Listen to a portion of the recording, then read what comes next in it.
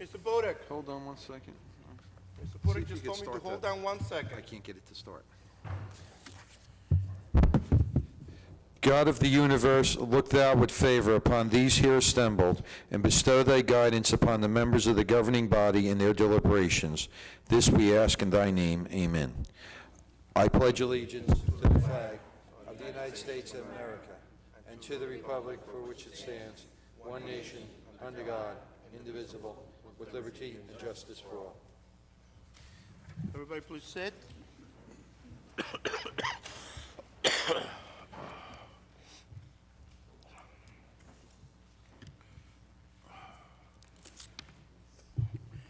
In the event of an emergency, how you doing, Reverend? In the event of an emergency, please exit the doors calmly, all the way down the steps and outside away from the building. Any member of the public wishing to speak during the public comment session at the end of the meeting to please sign in on the white sheet provided at the front of the room. If any member of the public wishes to speak during the public hearing regarding the renewal of the front, nope. All right, if you need to speak, please sign up on the front. Cell phones, let's turn them off, put them on vibrate. If it's that important that you need to take a phone call, please step outside. Otherwise, put your attentions here because there's a lot of things we're going to do. I really hate it when you're talking to somebody and they're saying, yeah, I'm listening, yeah. So everybody, put a little bit of attention here. We have a great time up here. Mr. Clerk, please call the roll. Mrs. Ormond. Here. Javik. Here. Brown. Here. Brooks. Here. Cosby Hurling. Present. Sadowski. Here. Strano. Here. Yamakaitis. Here. Medina. Here. Hickey. Here. Mr. Alvarez. Here. At this time, I need a motion to approve the minutes of May 16th, 2017 regular meeting. Motion. Second. Mrs. Ormond? Yes. Mr. Javik? Yes. Brown? Yes. Brooks? Yes. Cosby Hurling? Yes. Sadowski? Yes. Strano? Yes. Yamakaitis? Yes. Medina? Yes. Hickey? Yes. Mr. Alvarez? Yes.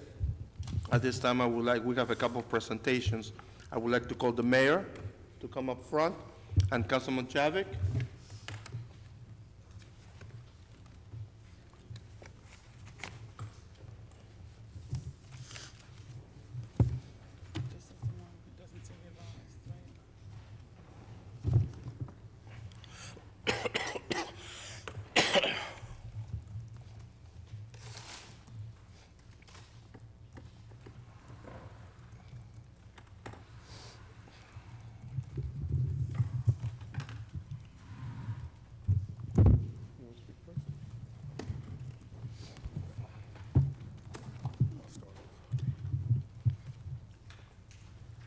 Good evening, everybody. Tonight we have a resolution honoring Saskia Carrillo. Saskia, okay, he corrected me. Saskia Carrillo as 2016 Queen of the Ecuadorian Civic Committee of New York. So we'd like to congratulate her on all her hard work, and we're going to allow my colleague, Barry Javik, Councilman from the 2nd Ward, to read the resolution. Barry. Oh, you're going to have, well, you Yes. come up too. Okay.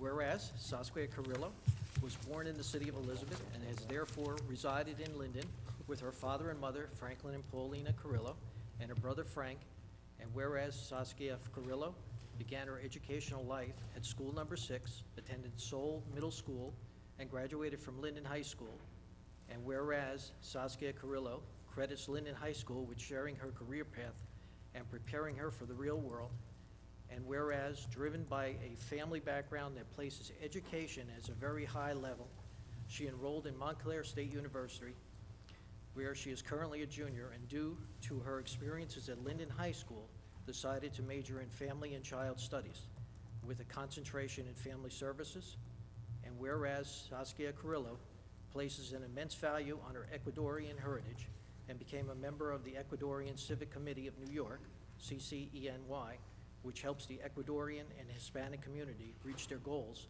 in this country. by offering such activities as English classes, photography classes, and computer classes. And whereas Saskia Carrillo also assists CCENY by putting together celebrations, making national and Ecuadorian holidays in order to keep Ecuadorian culture alive in New York.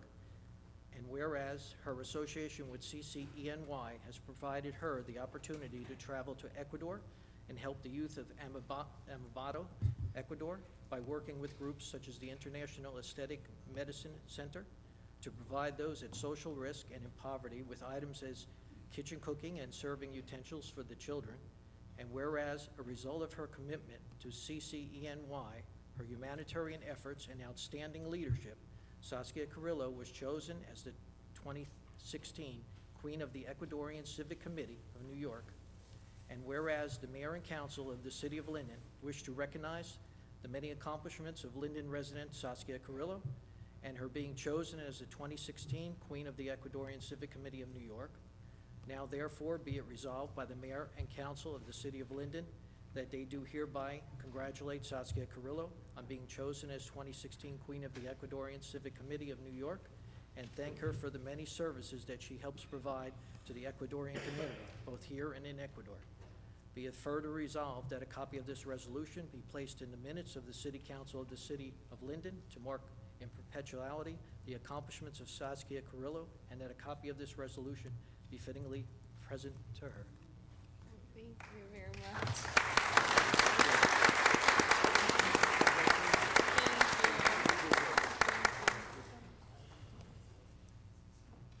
Can I say something? Yeah, absolutely. Okay. Well, hello. My name is Saskia Carrillo, as you already heard. Never in a million years did I think I would get a recognition in Linden. It has formed me into the woman I am today, the young lady I once was. And I'm so proud of myself, and thank you to my parents and the Ecuadorian Civic Committee of New York. We have done so many things for the poor here and internationally in Ecuador, as said before. I have met many friends who I love very much, who have supported me. I hope to keep on doing what I'm doing. I have so many things to accomplish. I turn 21 soon, so it's like a milestone, and I'm proud of the things I have done. So thank you very much for the recognition. Thank you once again, Mr. Barry, for making this possible, as well as the mayor, Senor Osvaldo Guzman. Thank you so much for believing in me, Martita, and my parents. Thank you.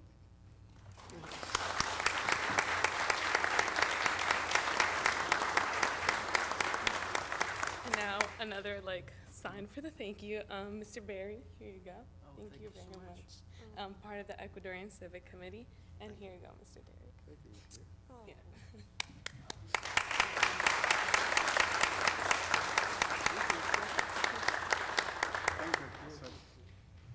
I want to say thank you for this appreciation for Saskia. Thank you very much. I have one souvenir for Okay. the Ecuador for Yes. A sign. Thank you. Ecuador and United States.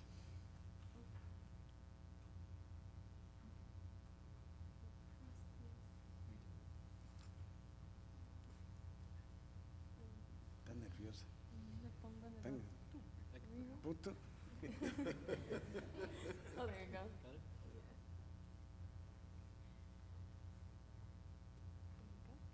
Thank you.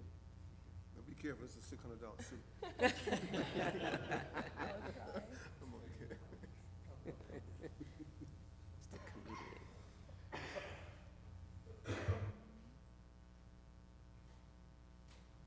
Thank you very much. Thank you, sir. Let's get a picture with you. Yeah, okay. Let's all move over, let's get away from the stand. here. Okay. We'll all be in the picture here. Yeah, let's move this out the way, hold on. Okay. There we go. All come to the middle here, and we can all, come on back over here.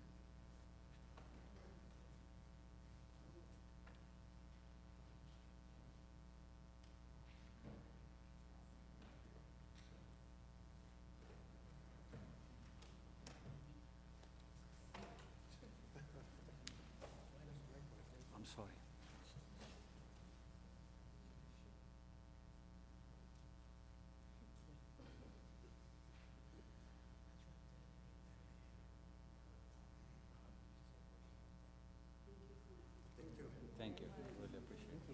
Pleasure, pleasure, pleasure.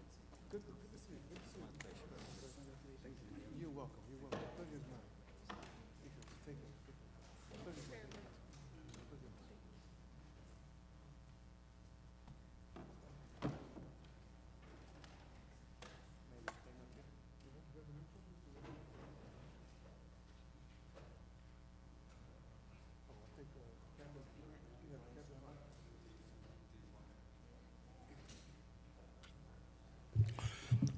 Congratulations, Ms. Carrillo.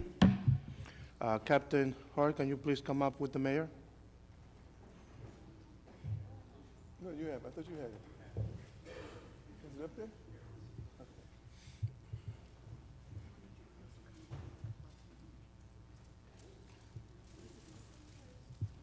guess we can move this back to the scene. Let me get my glasses too, let me look at it. Heck no, I got mine, hold on, right here somewhere. What am I doing? Don't work, okay. Yeah, they work, yeah, good enough. Once again, good evening, everybody. This evening, we have a resolution we're recognizing Brian Samer for his hard work and dedication. Just to give you a little bit of background, we have a police department that's housed right in this building. And let me tell you something, sometimes, at some point, it really needs some repair work desperately. In fact, I didn't even like going down there, and I'm technically in charge of the police department. But we have a gentleman who took it upon himself, one of our city employees, to do some renovations in our basement area, the police department. And what he did was simply outstanding. I mean, you go down there and you think you're in another world. It's like you feel like you're in a brand new building when you walk in this area that this gentleman worked on. You know, it's not often that you find employees with this type of dedication and commitment to their expertise. And Brian, you're to be commended. You know, he's not just this way when it comes to the police department. Anything you give this gentleman to do with regards to fixing, or whether it's his carpentry skills and repairing, he goes above and beyond. And we're just thankful to have him as an employee, because he saved us thousands and thousands of dollars with the work that he did. We had to pay an outsider to do the work, and I hope someday you folks have the time to go down and see what he did. He saved us thousands of dollars. I mean, in a time when saving money is paramount for elected officials. So I just can't begin to thank him enough for what he's done. So without any further ado, we have a resolution recognizing him for his efforts. I don't know if Captain Hart wants to say a few words. You want me to read the resolution first? Okay. Reads, whereas Brian Samer grew up in the 5th Ward of Linden with his parents, Pauline and Richard Samer, and older sister, Deborah, and whereas Brian Samer began his education at St. Elizabeth Catholic School in Linden and graduated Linden High School in 1982 with majoring in carpentry and mechanical drawing and drafting. And whereas Brian Samer is highly devoted to his 2 children, Evan and Lexa, and whereas he is an avid hunter and has been a member of Yo Buck Gun Club since 1977, and whereas he enjoys ice hockey and has played on a travel team since 1972, as well as continuing to play occasionally, along with being a USA hockey coach for 12 years. And whereas Brian Samer was hired by the City of Linden with the Public Property Department as a laborer in 1974, and was promoted to every title into becoming Supervisor of Building Service Maintenance Supervisor in 2007. And whereas Brian Samer helped in recently remodeling and designing the police desk to fit the needs of the duties of the police officers. Now therefore it be resolved by the Mayor and Council of the City of Linden that they do hereby thank Brian Samer for his hard work and dedication and his immense amount of pride that he has for his carpentry and duties with the Linden Police Department, and be it further resolved that a copy of this resolution be placed in the minutes of the City Council of the City of Linden, and a copy of this resolution be fittingly presented to him, signed by me, Mayor Derek Armstead, and President of Council George Alvarez. Thank you, Brian. Thank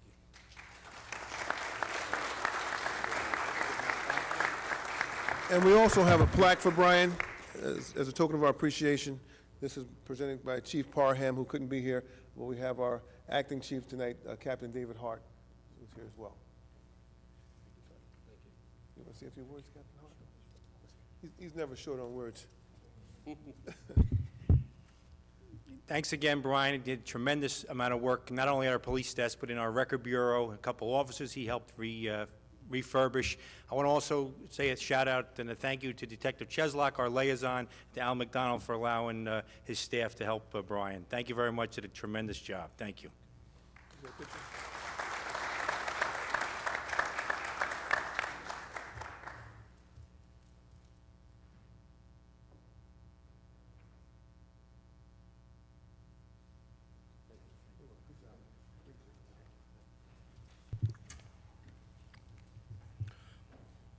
Ordinance continue from the May 16, 2017 meeting. At the May 16, 2017 meeting, ordinance 6135 was amended, necessitating the ordinance be advertised as completed format. This is the date and the time established for the public hearing on the amended ordinance 6135. Mr. Boda, can you please read 6135?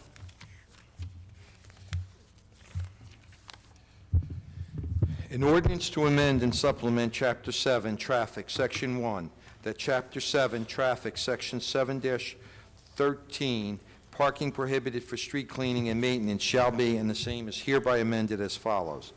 Delete Southwood Avenue east-west sides from 7 a.m. to 8 a.m. from the highway to 21st Street, Windsor Road south, 7 a.m. to 11 a.m. Thursdays, from Linden Avenue to 21st Street, Wood Avenue west, 7 a.m. to 11 a.m. Tuesdays, Linden Avenue to 21st Street, Wood Avenue east, 7 a.m. to 11 a.m. Friday, Linden Avenue to 21st Street. Add Windsor Road south, 7 a.m. to 11 a.m. Thursday, Style Street to Style Street, Bettle Place east, 11 a.m. to 3 p.m. Monday, from Greer Avenue to Allen Street, Bettle Place west, 11 a.m. to 3 p.m. Thursday, from Greer Avenue to Allen Street, Wood Avenue west, 6 a.m. to 7 a.m. Tuesday, Linden Avenue to Edgar Road, Wood Avenue east, 6 a.m. to 7 a.m. Tuesday, Linden Avenue to Edgar Road, Southwood Avenue west, 1 p.m. to 2 p.m. Tuesday, Edgar Road to 21st Street, Southwood Avenue east, 1 p.m. to 2 p.m. Friday, Edgar Road to 21st Street. Has the ordinance been properly published and posted? Yes, sir. Has any written communication been received? No, sir. Does anybody want to speak on this ordinance? May I have a motion, please? Yes, Council President, I make a motion for the adoption of ordinance 61-35 and ask for a second. Second. Mrs. Ormond? Yes. Javik? Yes. Brown? Yes. Brooks? Yes. Cosby Hurling? Yes. Sadowski? Yes. Strano? Yes. Yemakaitis? Yes. Medina? Yes. Hickey? Yes. Mr. Alvarez? Yes. Mr. Porter, can you please continue to 6138? An ordinance to amend and supplement Chapter 7, Traffic, Section 7-20, one-way streets shall be, and the same is hereby amended as follows. Add the following street: Ashton Avenue, direction south, from Urbanowitz Avenue to US 1. Has the ordinance been properly published and posted? Yes, sir. Has there been any written communication? No, sir. Does anybody want to be heard on this ordinance? May I have a motion, please? Council President, I move that the hearing be closed and ordinance 6138 be adopted and request a second. Second. Mrs. Ormond? Yes. Javik? Yes. Brown? Yes. Brooks? Yes. Cosby Hurling? Yes. Sadowski? Yes. Strano? Yes. Yemakaitis? Yes. Medina? Yes. Hickey? Yes. Mr. Alvarez? Yes. Mr. Porter, can you please read 6139? An ordinance to amend and supplement Chapter 7, Alcoholic Beverage Control. Delete 6-11.1, fingerprinting and photography by police department required in its entirety. Add new section 6-11.1, fingerprinting and photography requirements. Has this ordinance been properly published and posted? Yes, sir. Has any written communication been received? No, sir. Does anybody want to be heard on this ordinance? May I have a motion, please? Council President, I move for the adoption of ordinance 6139 and call for a second. Second. Mrs. Ormond? Yes. Javik? Yes. Brown? Yes. Brooks? Yes. Cosby Hurling? Yes. Sadowski? Yes. Strano? Yes. Yemakaitis? Yes. Medina? Yes. Hickey? Yes. Mr. Alvarez? Yes. Mr. Porter, can you please read 61-40? An ordinance to amend and supplement Chapter 7, Traffic, that Chapter 7, Traffic shall be, and the same is hereby amended as follows. 7-33, handicap parking regulations, 7-33.1A, handicap parking on street. Add 900 Clark Street, one space. Has this ordinance been properly published and posted? Yes, sir. Has any written communication been received? No, sir. May I have a does anybody want to speak on this ordinance? May I have a motion, please? Make a motion for the passage of ordinance 61-40 and ask for a second. Second. Mrs. Ormond? Yes. Javik? Yes. Brown? Yes. Brooks? Cosby Hurling? Yes. Sadowski? Yes. Strano? Yes. Yemakaitis? Yes. Medina? Yes. Hickey? Yes. Mr. Alvarez? Yes. Mr. Porter, can you please read 6141? An ordinance to approve the amendment to the financial agreement between Linden Urban Renewal Limited Partnership located at 1400 Park Avenue, Linden, in the city of Linden. Has this ordinance been properly published and posted? Yes, sir. Has any written communication been received? No, sir. Does anybody wish to speak on this ordinance? May I have a motion, please? Council President, I'd like to move that the hearing be closed on ordinance number 61-41. Ordinance adopted, and I request a second. Second. Mrs. Ormond? Yes. Javik? Yes. Brown? Yes. Brooks? Yes. Cosby Hurling? Yes. Sadowski? Yes. Strano? Yes. Yemakaitis? Yes. Medina? Yes. Hickey? Yes. Mr. Alvarez? Yes. Mr. Porter, can you please read 6142? An ordinance authorizing the execution of a tax agreement with Duke Linden LLC for the payment in lieu of taxes for a newly constructed industrial building with respect to Block 469, Lot 39.03 on the tax maps of the city of Linden. Has the ordinance been properly published and posted? Yes, sir. Has any written communication been received? No, sir. Excuse me. Does anybody want to be heard on this ordinance? May I have a motion, please? Yeah, I move that ordinance 6142 hearing be closed, the ordinance adopted, and I request a second. Second.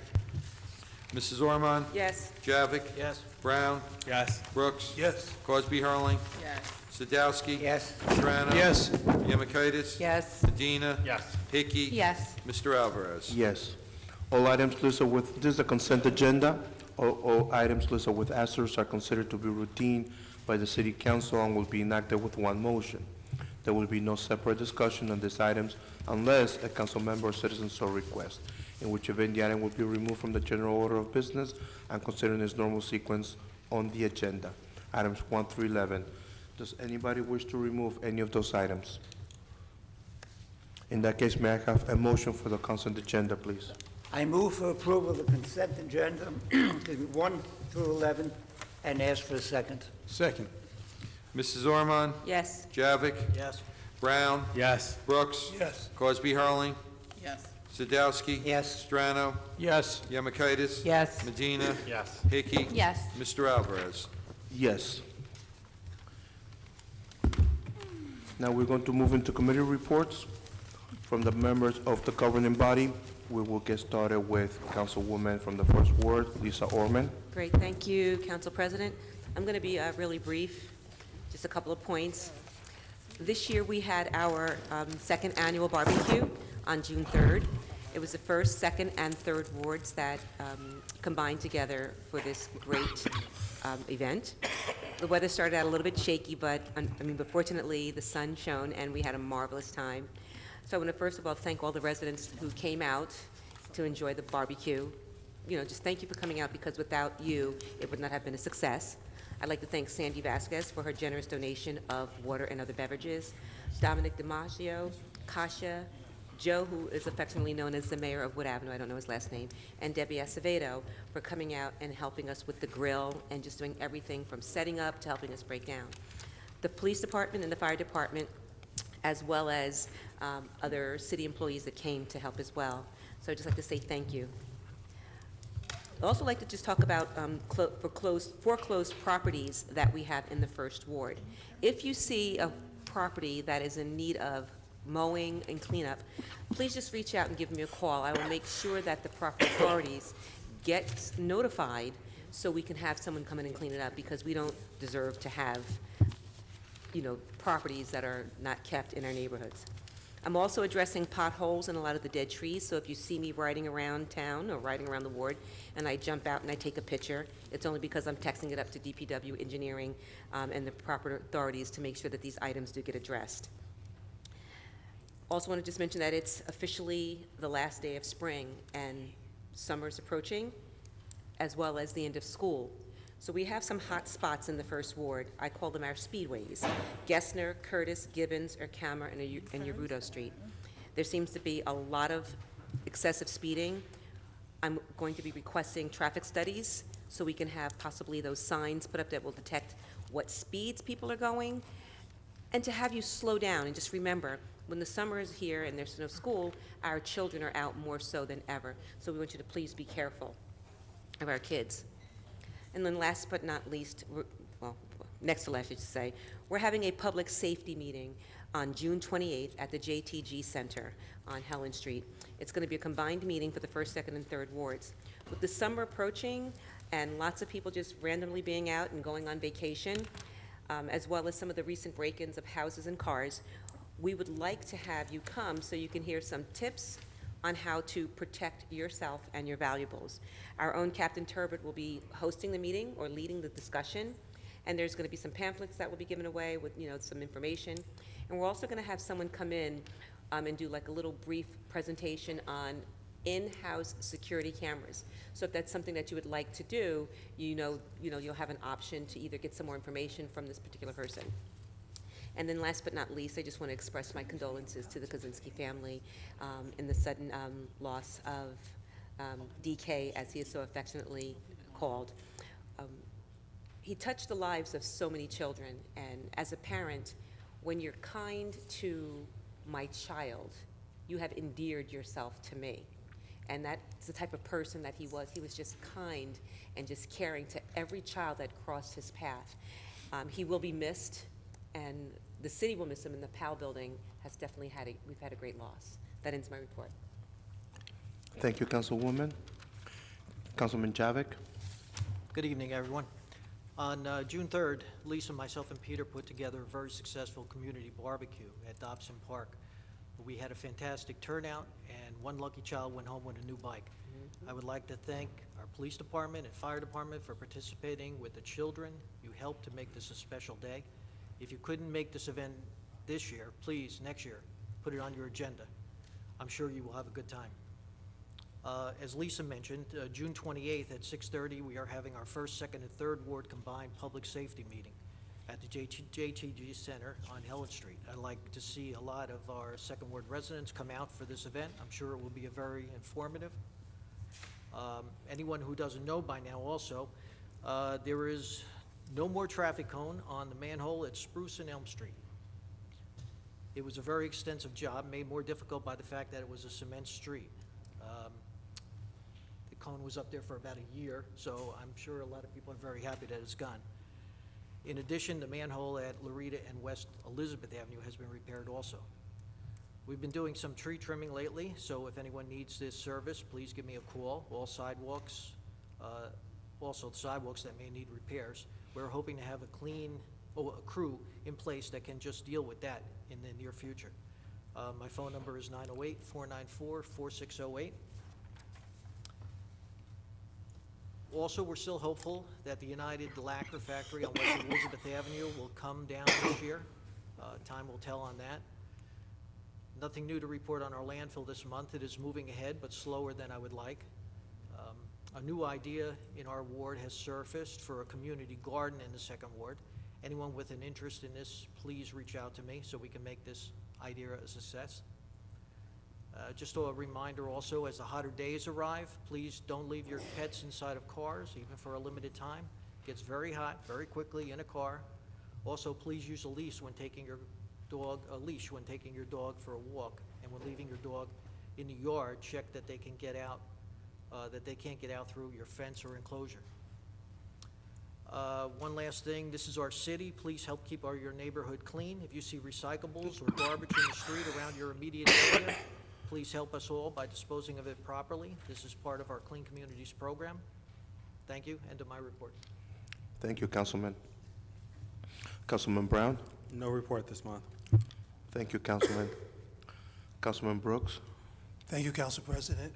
And as for myself and my family, my condolences go out to the Kaczynski family. DK, you'll be certainly missed, sorely missed. I'll start with my report from the City Clerk's Office. City Clerk Licensing Division is submitting this month's report for the month of May 2017. This office issued 437 dog licenses and 51 miscellaneous licenses and collected $6,306. Also from the City Clerk's Office, the following licenses, permits, and transcripts issued in the City Clerk's Office during the month of May 2017 and fees received have been turned over to the Municipal Treasurer of the City of Linden. 102 birth, death, and marriage transcripts, $1,530. 34 marriage civil union licenses, $102, $850 state revenue. 0 domestic partnerships, 3 miscellaneous revenue, $30. One bingo raffle, $20, 208 EDRS vital statistics, $3,120. 0, I don't want to say that, Joe, 0 burial permits, then fees. Interest earned, 57 cents. Total transactions, $4,802.57. State revenue, $850. From my Department of Transportation,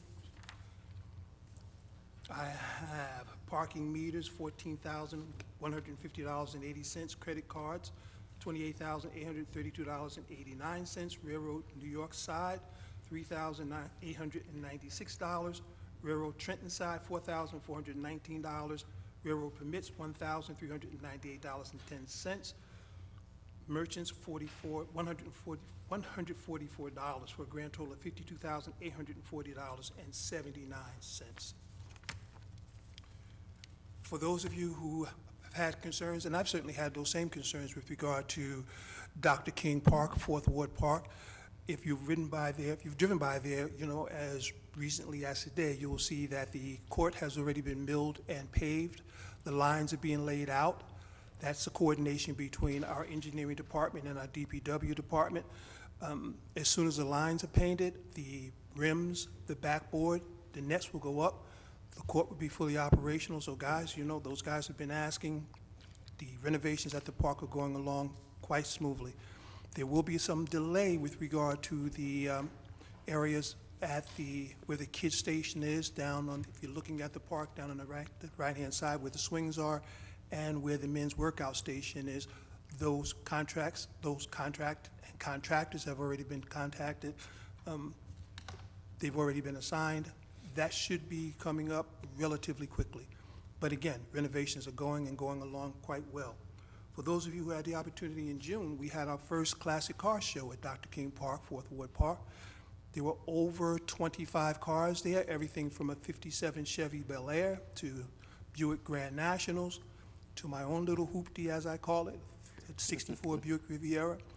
Everybody had a great time. It was a cookout as well, so plenty of food served, plenty of fun, plenty of conversation. And thank you very much to the Brick City Cruisers who came down from Newark and drove in, came in the caravan, and for those of you who saw it, it was absolutely beautiful. So, great time had by all. Council President? Thank you, Councilman. That concludes my report. Thank you, sir. Councilwoman Cosby Harling. Thank you. Forgive my voice. I'm a little under the weather, so I sound a little mannish. Sorry. From the Construction Code Committee, total permits and certificates. The revenue received was $75,379 for the month of May. You know what, I'm gonna do all of them together. The total was, all of them are separate, sorry. Zoning permits, $2,425, miscellaneous, $2,200, bounce check fees, $50, for a grand total of $80,054 from the Construction Code Committee. Also from the Construction Code Committee, there is a need for a light in a very dark area. The address is 147 Rosewood Terrace, the closest address, I should say. And the poll number is 62790. I'm going to request that we move this as a resolution to get the light installed and ask for a second. Thank you. Mrs. Ormond? Yes. Javik? Yes. Brown, Yes. Brooks, Yes. Cosby Hurling. Yes. Sadowski. Yes. Strano. Yes. Yemakaitis. Yes. Medina. Yes. Hickey. Yes. Mr. Alvarez. Yes. Thank you. I don't have any other committees to report on. So I'm going to talk about the Fifth Ward. We had a community yard sale, as most of us have been doing this year. Ours was on June the 2nd, and Dennis Wasco, our neighbor, was the one who recommended that we do ours. It was the day that it rained, so it was really kind of unfortunate. Some folks weren't going to put their stuff out, so they didn't, and nobody used the rain date. So next year, we are going to plan earlier, so we have a good date, and it'll be on the calendar probably in December. So if anybody has any suggestions for a good date for a Fifth Ward free yard sale, let me know early so I can calendar it and get the calendar going for next year. We also had the Hooked on Fishing kids. We actually participated with the Plainfield Hooked on Fishing Club. It was great. The kids went out, they fished at Cedar Brook Park. Not to be funny, but they catch a lot of fish there, more so than they do at our home pond. But it was great. We actually had 2 kids who won prizes there for their catches. One of them was mine. Congratulations, Cece. She won for her fish catch. And another winner was Chris. He's also a child in the club. So, you know, we're doing our best with the club. Anybody who wants to volunteer and knows how to fish or just wants to come and help and hang out with the kids, you're welcome to come. The schedule is usually on Mondays, except when there's a council meeting, of course. And we meet there at Wilson Pond, like at 6 o'clock. But anyway, call me at 908-718-7933 to get more information or to volunteer to help the club. I just wanted to let everyone know in the Fifth Ward also that we were scheduled to get our Dill Avenue section paved. I know that it was mentioned last year that the speed humps had gone on, but potholes were still in the road. We knew that, but the paving was scheduled for this spring. Unfortunately, the water company has pulled back, and they're not going to do Dill Avenue. So the engineering committee, according to Mr. Verchik, said they're not going to do our street, which I totally disagree with. I believe that we had this on our list, and we should still move forward with it, and whatever the water company does next year, they just fix it, just like they've been doing across the city, because in my opinion, this is what we had expected. So I requested that if they're not going to do Dill Avenue, then they pick another street. Another street in our ward is Cranford that is in need of repair and need of new rumble strips. I'm waiting to get a response to the email to that request. So that's been like a week now. But I will say that public property has promised to come and fill the potholes the best that they can. So just wanted to let everybody know, because I know we were waiting for that since last year. That's pretty much all I have to report. I'm not going to get into too much, only because I'm not feeling like the drama tonight. So I just want to say that if we can just, hopefully, the elections are over and, you know, we get back to doing our business, I'm just going to respectfully request that if we I personally send an email on behalf of my neighborhood or my constituent, that I get a response. We're still waiting for information about the goose control contract that was supposed to be switched to a free shared service. Street lights that I'm asking for help getting repaired or replaced. Trees and repairs to sidewalks from trees. With this list of whatever the list is going to be, we need to know so that we can let our neighbors know. It's not that hard to pen a letter when we have all these clerks, just to let a resident know what the status of their request is. So, without, you know, ruffling too many feathers, that's just a simple request. Help me help my neighbors. If they can't get it done, just be honest with them. One of the big things that we have, and it might be small to some people, is street cleaning. I know that Councilman Javik mentioned it, like pick it up or, you know, put it where it belongs. If the street sweeper's not coming, I should be able to tell my neighbors that. I shouldn't get a call every week saying, Friday they didn't come, Friday they didn't come.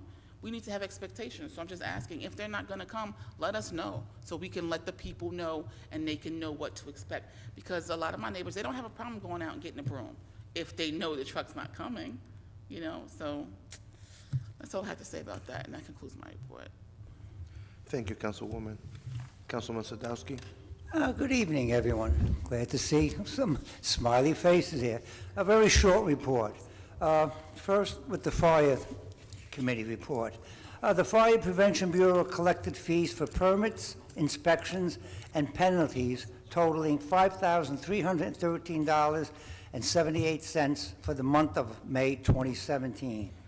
Ambulance reimbursement system has deposited $73,562.82 in revenue generated by the Linden Fire Department's Emergency Medical Service for the month of May 2017. The total deposits for 27 to date are $353,016.67.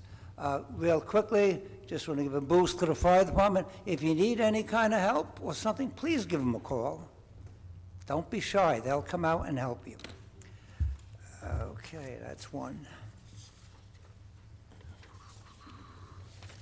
The Linden Roselle Sewage Authority, which I'm a member of. Just a few things.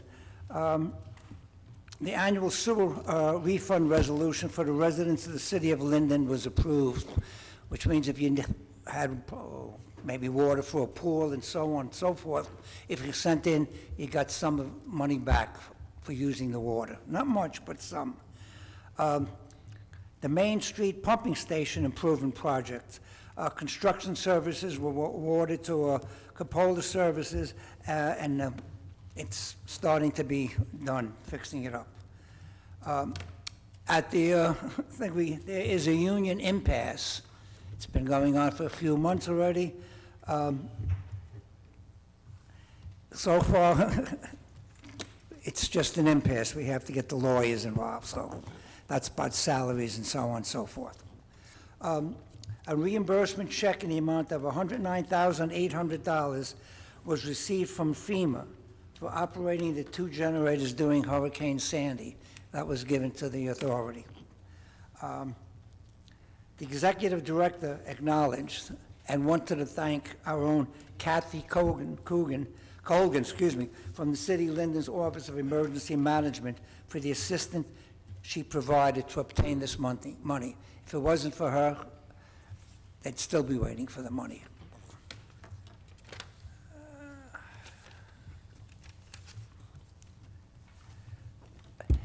The city is still hiring for the clean communities. This is a job on Saturdays. I think it's 8 to 1 o'clock.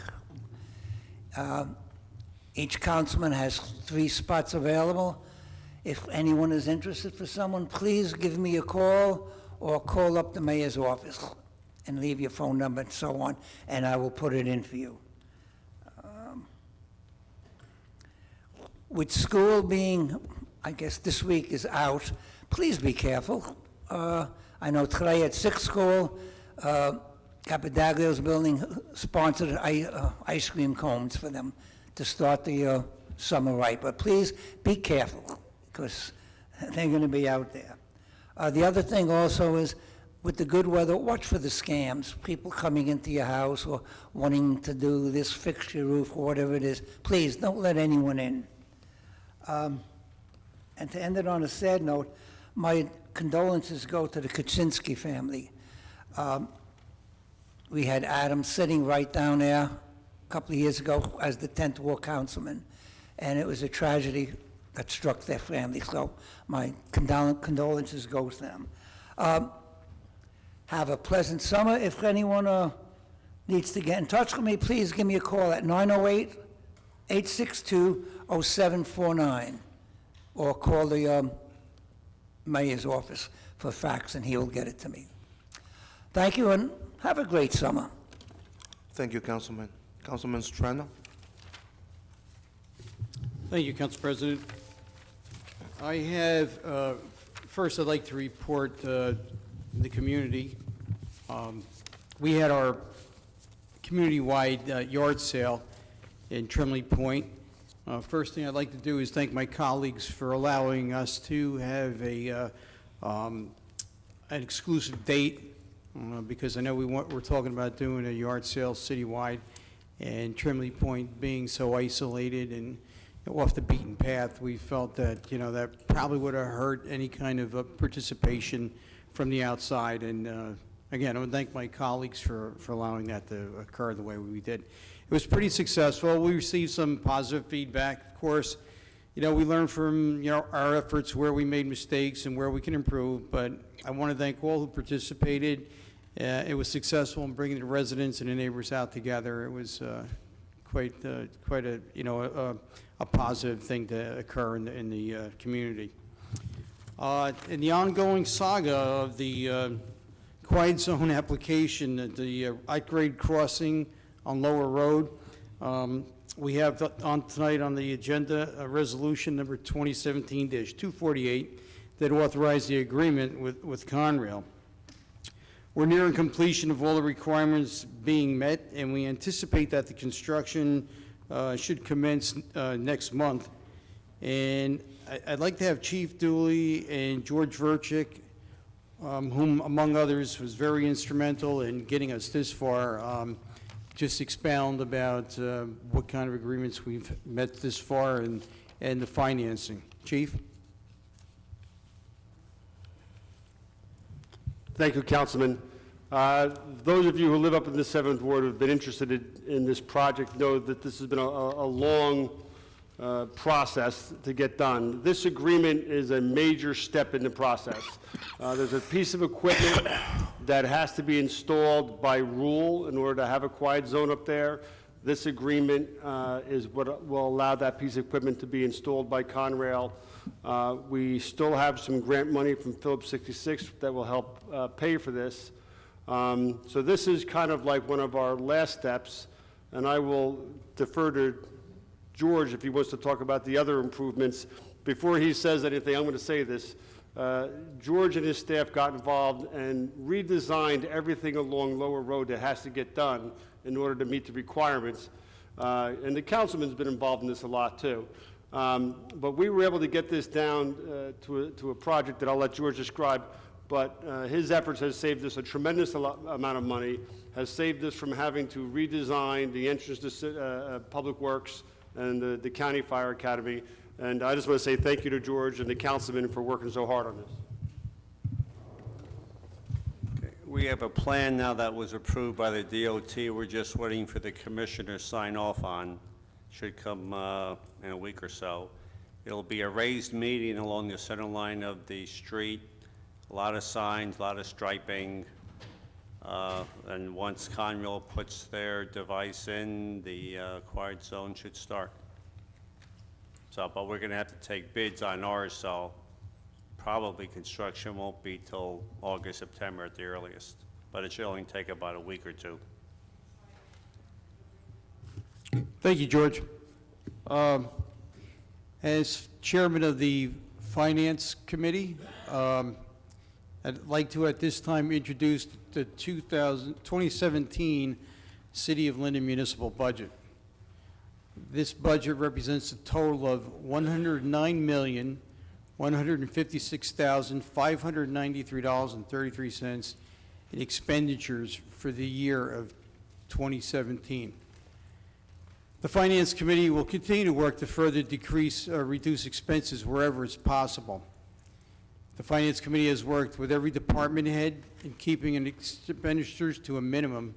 However, due to the state's 2% cap levy and a loss in ratables in the municipal tax rate for the City of Linden will be increased by 7 tax points. One of the major increases in this year's budget is an unanticipated emergency expense, workers' comp claims and insurance claims being raised as a deferred charge in the amount of $2.1 million. Once again, this year's budget addresses many issues pertaining to our police department. It puts more police officers on the streets and addresses issues in our police headquarters, focuses on improving and updating the infrastructure in the police department, and it also brings our fire department to its full complement. I'd like to thank all members of the governing body for their assistance and recommendations on the 2017 budget, and I'd like to especially thank every department head for their dedication and diligence in preparing their 2017 municipal request. But I personally want to thank Councilman Brown, who, with his financial acumen, scrubbed the original budget proposed and found over 11 tax points to save our residents from a substantial tax burden. Please be advised, anyone interested in obtaining a copy of the 2017 municipal budget copies will be available in the city clerk's office from 9 to 5, Monday through Friday. If you're unable to pick up a copy, you may contact the city clerk's office at 908-474-8452, and a copy will be sent to you. It's also available on the city's website, which is www.linden-nj.org, and for viewing the Linden Municipal Library. I move for approval, and I ask for a second. I think it has to be read. Municipal budget of the City of Linden, County of Union for the calendar year 2017. Be it resolved that the following statements of revenues and appropriations shall constitute the municipal budget for the year 2017. Be it further resolved that said budget be published in the Union County Local Source, formerly The Progress, in the issue of June 29, 2017. The governing body of the City of Linden does hereby introduce the following as the budget for the year 2017. Notice is hereby given that the budget and tax resolution was introduced by the governing body of the City of Linden, County of Union, on June 20th, 2017. A hearing on the budget and tax resolution will be held at City Hall on July 18th, 2017, at 7:00 p.m., at which time and place objections to said budget and tax resolution for the year may be presented by taxpayers or other interested persons. Okay, now I move for approval and ask for a second. Second. Mrs. Ormond? Yes. Javik? Yes. Brown? Yes. Brooks? Yes. Cosby Hurling? Yes. Sadowski? Yes. Strano? Yes. Yemakaitis? Yes. Medina? Yes. Hickey? Yes. Mr. Alvarez? Yes. That concludes my report. Thank you, Councilman. What about this one? Did you do the payment of bills? Hang on a second. Rob.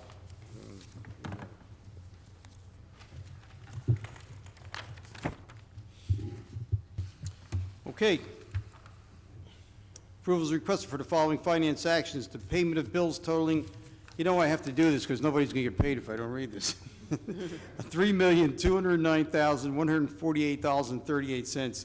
Bills have been signed by the mayor, the council president, and the finance chairman, and a detailed check register and vouchers are on file in the clerk's office. Number two, we're in receipt of the investments made by the city treasurer for the month of June at the rate of 0.50%. I move for approval and ask for a second. Second. Mrs. Ormond? Yes. Javik? Yes. Brown? Yes. Brooks? Yes. Cosby Hurling? No. Sadowski? Yes. Strano? Yes. Yemakaitis? Yes. Medina? Yes. Hickey? Yes. Mr. Alvarez? Yes. Councilman Strano, are you done? I think so. Thank you, sir. Councilwoman Yemakaitis? Thank you, Council President. I'm going to start off with the personnel report. Number one, from the Personnel Division, FMLA NJFLA request. Number one, employee number 108318, intermittent FMLA from 7/29/17 to 7/28/18. Employee number two, employee number 909119, intermittent FMLA from 6/1/17 to 8/31/17. Employee number three, employee number 909077, intermittent FMLA from 5/16/17 to 12/31/17. Number four, employee number 909337, FMLA from 3/30/17 to 6/30/17. Number five, employee number 000968, FMLA from 5/24/17 to 7/24/17. Number six, employee number 107663, FMLA from 6/7/17 to 7/5/17. Item number two, A, in the Personnel Division, unpaid the internship of Makalamba Juma from June 21st, 2017 to September 11th, 2017 for coursework at Rutgers University. Work hours are to be set by the division and shall not exceed 35 hours per week. Number B, in the office of the mayor, the unpaid internship of Gabriela Munez from June 21st, 2017 to September 1st, 2017 for coursework at Kane University. Work hours are to be set by the mayor and shall not exceed 35 hours per week. Number 3, in the Department of Public Property and Division of Municipal Garage, the hiring of Dane Blazowski and Andrew Zimmerman as mechanics Tier 2 at an hourly rate of $18 effective June 26, 2017, and the hiring of Paul D'Angelo as a diesel mechanic Tier 2 at an hourly rate of $21 effective June 26, 2017, to fill existing vacancies pending the successful completion of all pre-employment requirements of the City of Linden. Number 4, in the Department of Public Property, the hiring of 2 full-time laborers Tier 2 effective June 26, 2017, Joshua Fries and Mackenzie Charlton at the starting hourly rate of $15 per hour, pending the successful completion of all pre-employment requirements of the City of Linden. Number 5, the transfer of Sandra Vasquez and change in title to Clerk 1 at her present salary to the Department of Public Property to fill an existing vacancy effective June 26, 2017. Number 6, in the Department of Public Works, the posting of 2 part-time labor positions not to exceed 20 hours per week to be assigned the daily duties per the shared service agreement with the Special Improvement District. Number 7, in the Department of Public Works, Department of Public Property, Division of Recreation, the approval of the seasonal employees lists are on file in the Treasurer's office. Number 8, in the Police Department, the hiring of the next 7 eligible police officer candidates effective July 7, 2017, pending the successful completion of all applicable background checks at the starting annual salary of $40,000. Richard Villain, Carlos Ralda, Carla Gallardo, Muhammad Bilal, Paul Tarnowski, Timothy Schmigelski, Ariel Franjol, Delio Continho Jr., and Gregory Adamczyk. Number 9, approval for the Clean Communities Program and Summer Help Program for the City of Linden. List will be on file in the Treasurer's office. Number 10, approval granted for the conducting of background checks for the hiring of the next 6 eligible firefighter candidates, and contingent upon approval and receipt of the SAFER grant, the additional approval conduct background checks for an additional 8 firefighter candidates. Firefighters are to be hired by October 1st, 2017, pending successful completion of all background checks. I move for approval and request a second. Hold on a minute, hold on, we have some questions.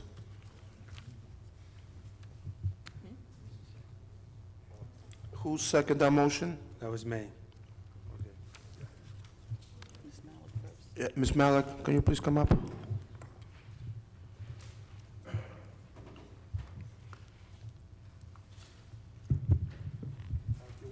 That's okay.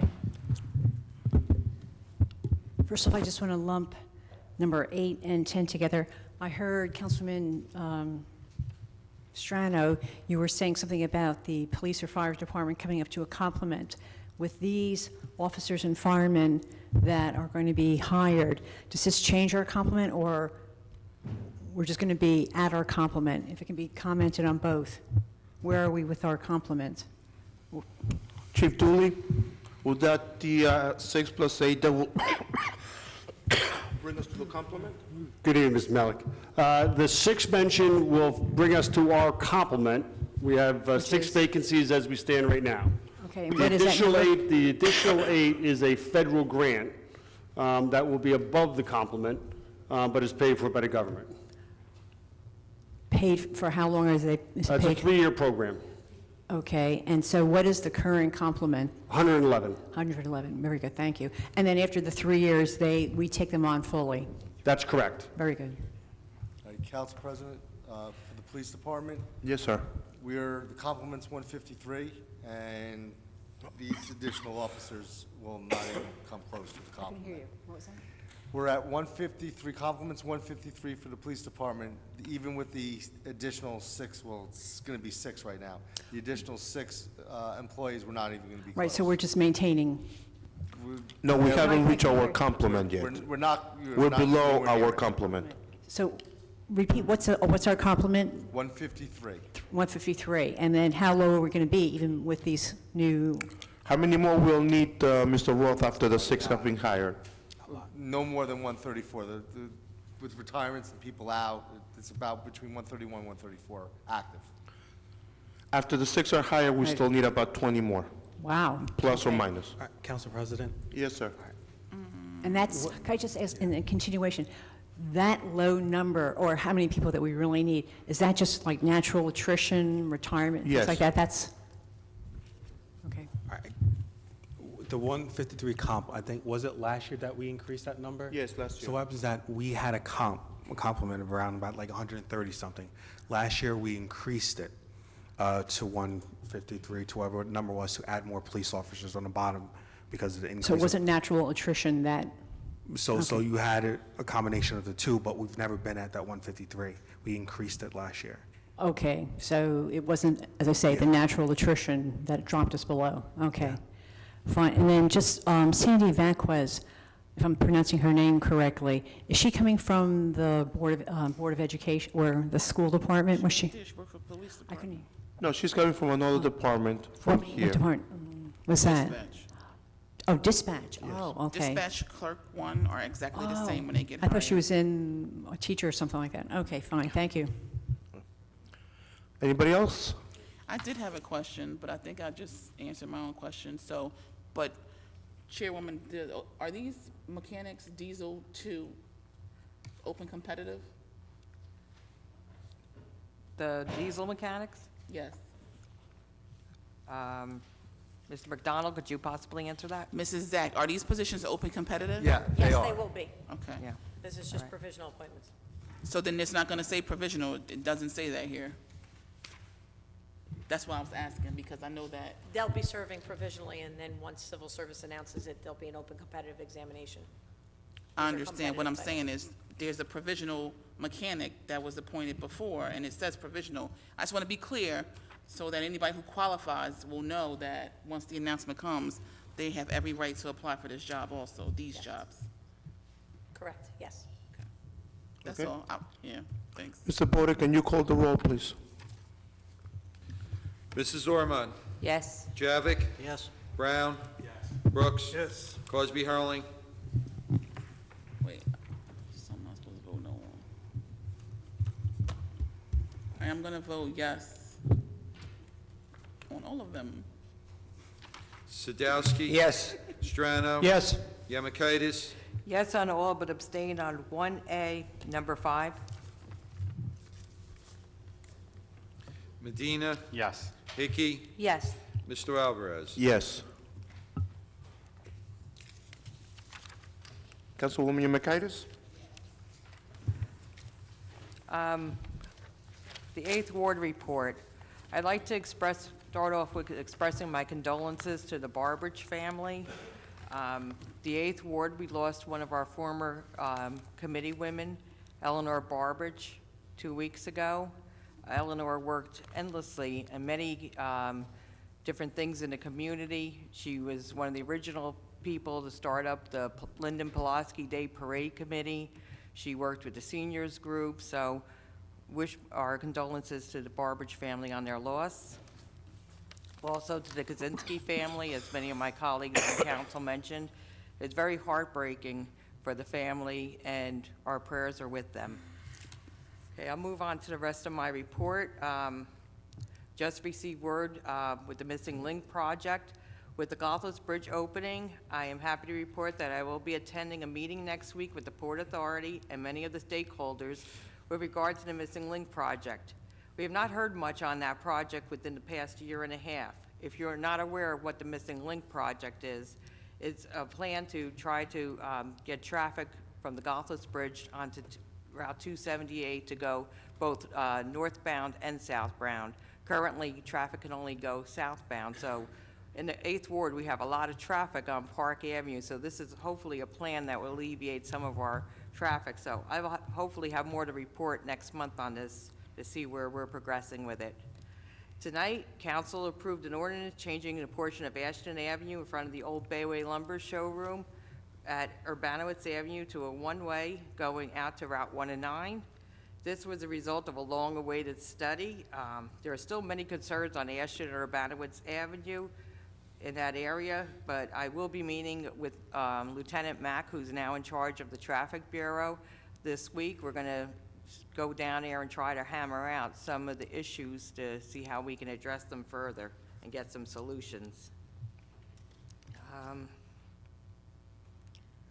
The Route 278 bridge on Park Avenue, the lights are all out underneath it. I spoke to our engineer, George Verchik. We also have a couple of street lights out, so there's some type of problem down there. We're trying to get it addressed as soon as possible. So please, we're working on it, and hopefully it will be remedied soon. And just a reminder that our free summer playgrounds will be opening next week. In the 8th Ward, we have playground staff at Mikowski and St. Mark's Dorothy Ford Park. There's many great things going on here. Come down and check out and see. We have playground games, competitions that the kids can participate in. Every year they participate in a talent show, an art show. So the kids don't have to stay there all day. They could come and go. So it's a great way to get the kids away from video games and stuff like that. So come check it out. This Friday, I'm liaison to the Mayor's Youth Commission.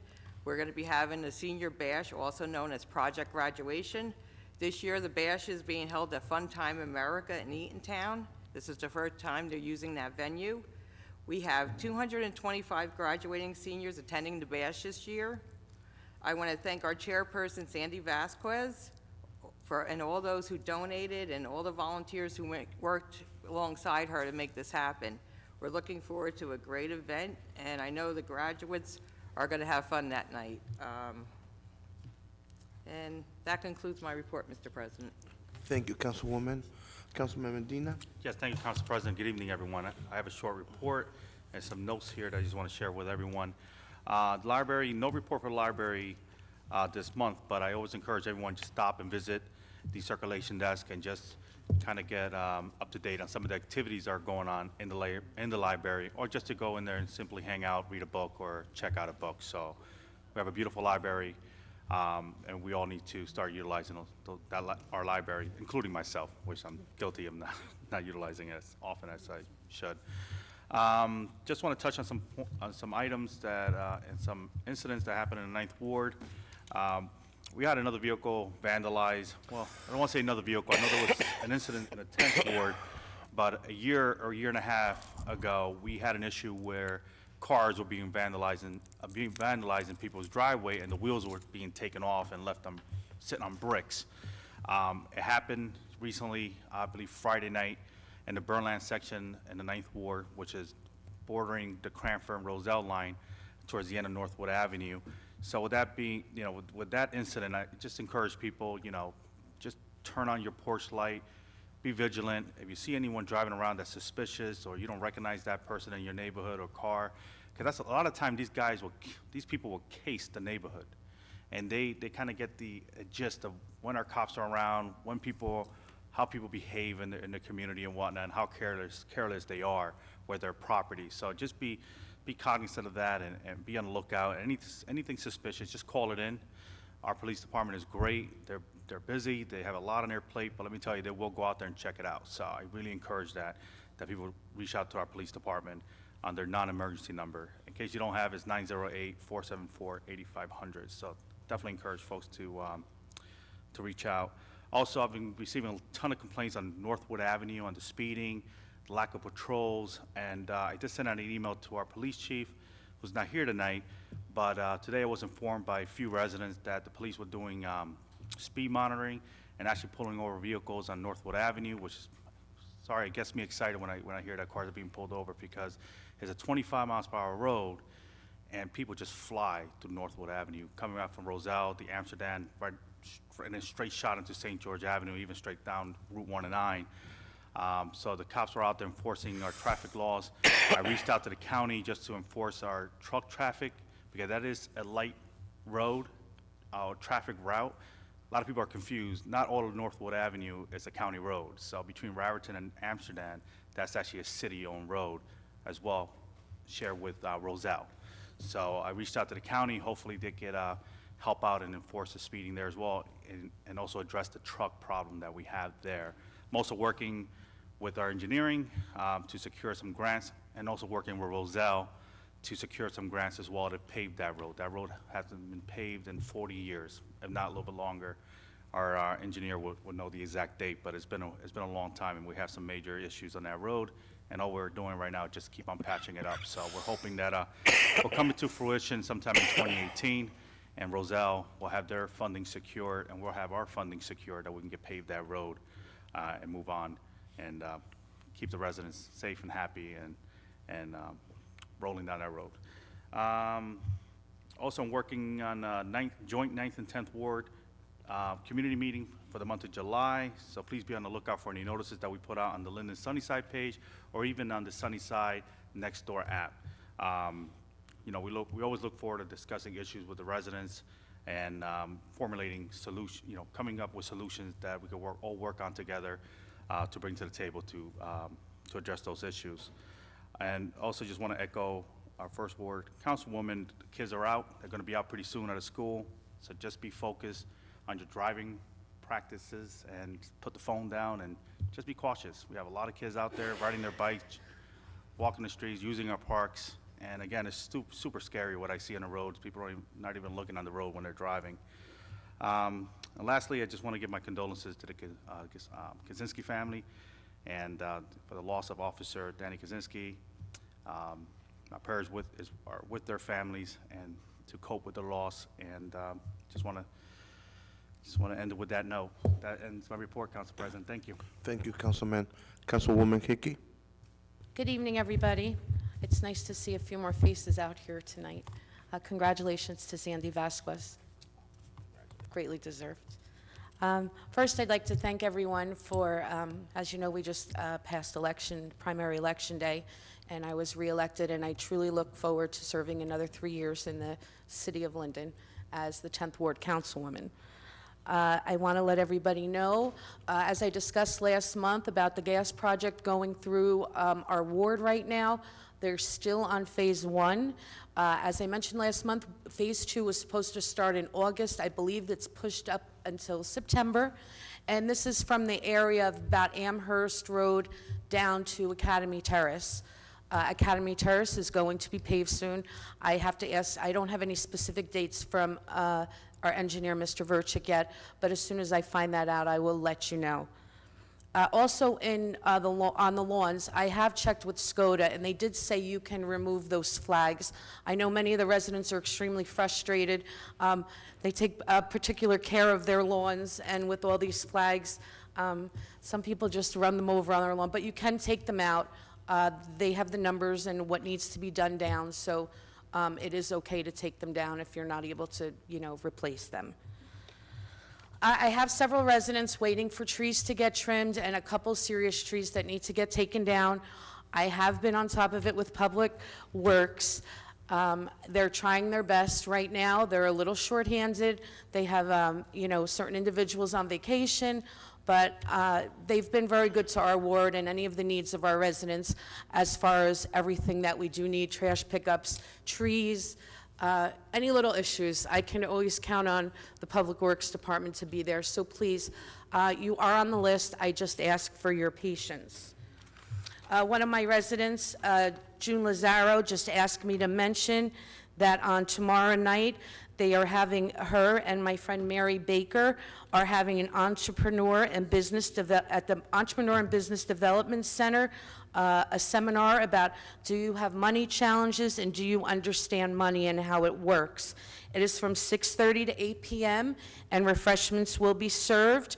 You can reach June Lazaro on Facebook or at 908-930-8310. Recently, as far as the primary election went, many of my constituents received a letter in the mail.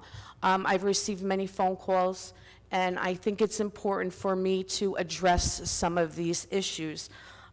The first was, in 2015, I was chairwoman of the Revenue Enhancement Committee. It was brought to the table, the idea of, from the mayor, from Carteret, about our hazardous chemical storage.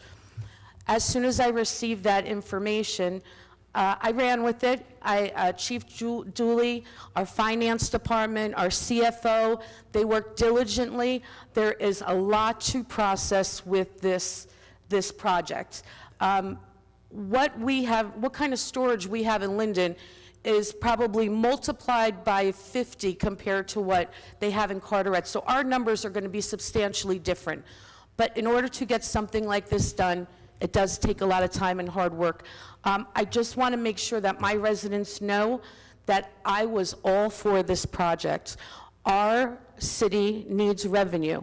You have to remember, with these storage issues of these chemicals, it takes more time on with our firemen, our policemen, our Office of Emergency Management, and the list goes on. This is a fee that we certainly do need. So I just wanted to make it clear, 2016, I wasn't on that committee, and nothing has happened since.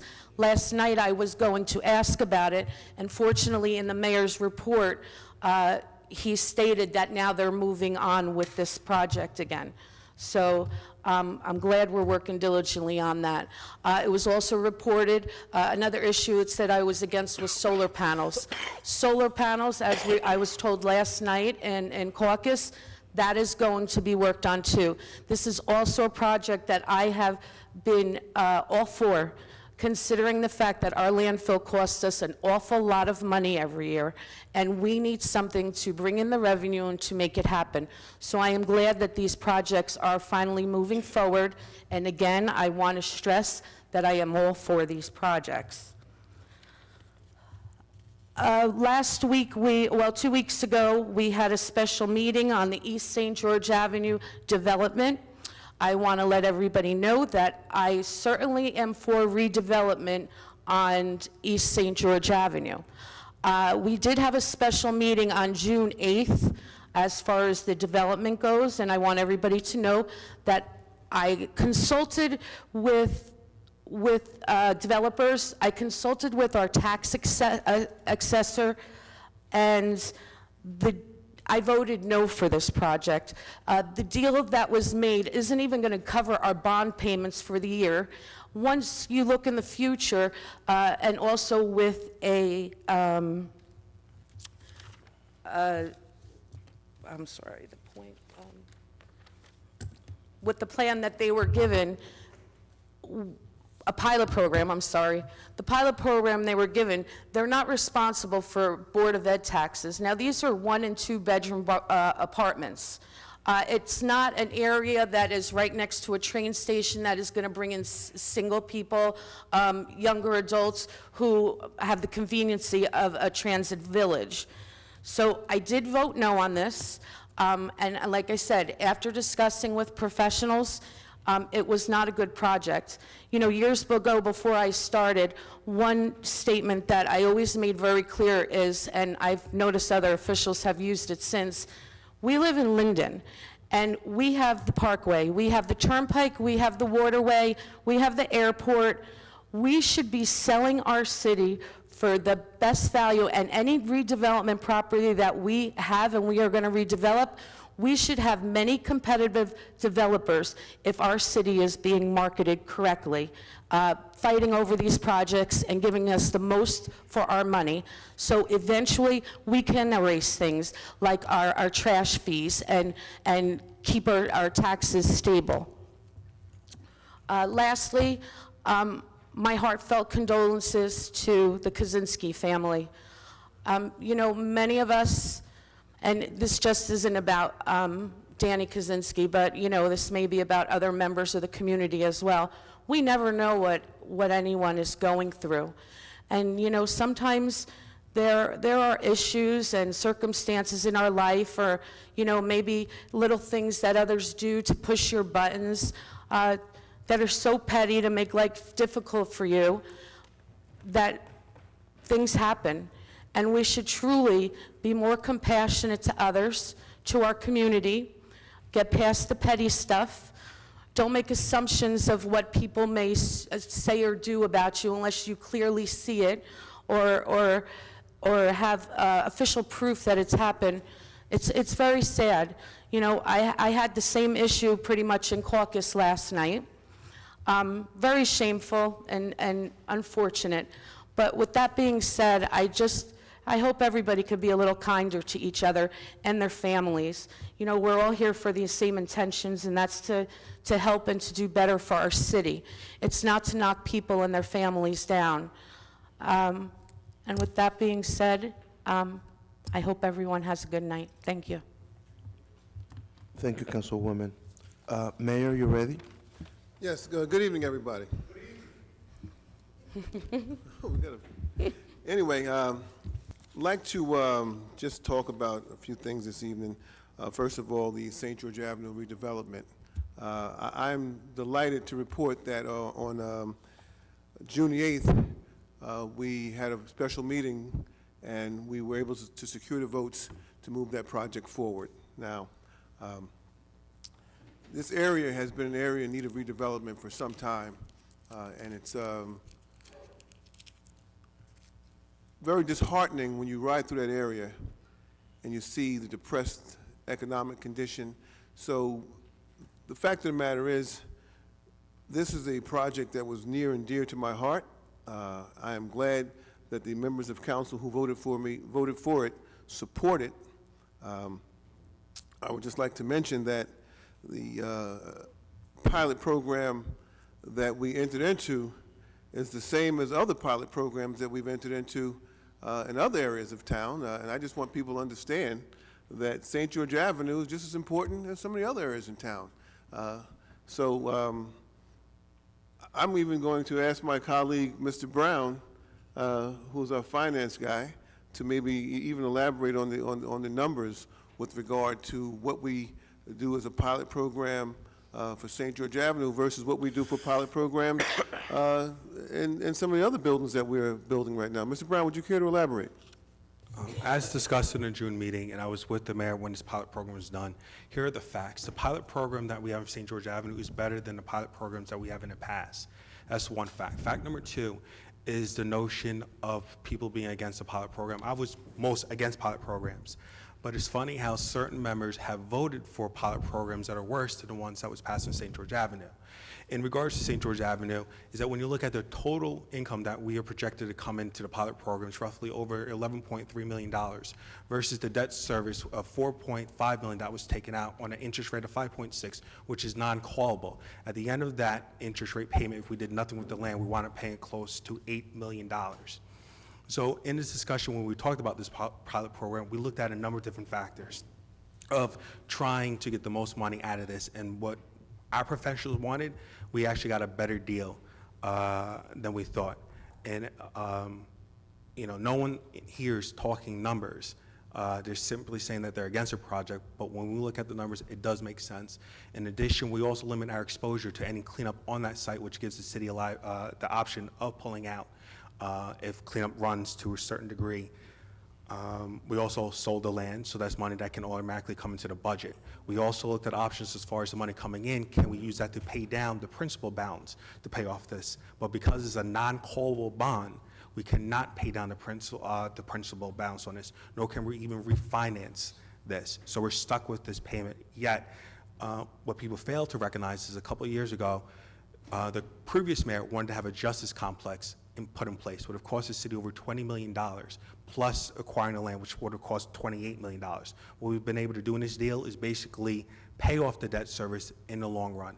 Where we talk about year to year, what is being neglected is that in some of the later parts of this pilot program, we're getting payments of upwards of over $400,000, in some cases up to $800,000, which is double the amount that we're paying in the debt service. Thank you, Mr. Brown.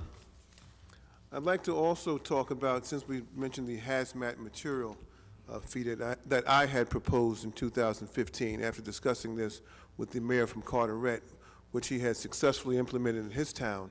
And after looking at the numbers in Carteret, we realized that Linden had 20 times the amount of chemicals that Carteret has. So we felt like it would be a good idea to bring forth this idea. Now, unfortunately, as I mentioned on a number of occasions, we have what we refer to as a strong council, weak mayor form of government. So you can have any idea you'd like, but it will not move forward unless this governing body chooses to move it forward. And that is the case with the hazardous material storage fee. It would languish on my desk. Each and every one of these council members knew how important it was to move forward with this idea, but yet and still, it never made it to the agenda. The due diligence was not done. And fortunately, for me, with the win in the second ward of Councilman Javik, I was able to get 6 votes as of January 1st this year, and we began more aggressively pursuing some of my initiatives. So I'm happy to announce that we are right where we need to be. Within the last 5 months, we have been aggressively pursuing this hazardous material storage fee, and we're prepared to make a presentation to the industry in this town, and we're looking as early as August of this year, presenting our findings and hopefully reaching some sort of agreement with these corporations, because the issue here is not just that has this material. It's a lot deeper. It's the fact that we have to have additional police and fire in our city to protect these assets. In addition, if you've been paying any attention to what's been going on in the news, you've had lawsuits where companies have come to towns and they contaminate the land and they just leave. Okay, this hazardous material storage fee will give us an opportunity to collect additional revenue, because when these companies leave, they leave us high and dry. At least we'll have something to be able to begin some sort of remediation should they decide to leave. So it's a very good idea. Again, I don't sit down in my basement in a think tank trying to figure out these ideas. I look at what happens in other towns, and I saw that the mayor of Carteret had successfully done this, and I brought him in February of 2015, and he presented the idea, along with myself, to council, pretty much showed us what had to be done. Now, of course, we do have a lot more chemicals in Carteret, but that being said, that means our council members had a lot more work to do to get this thing off the ground.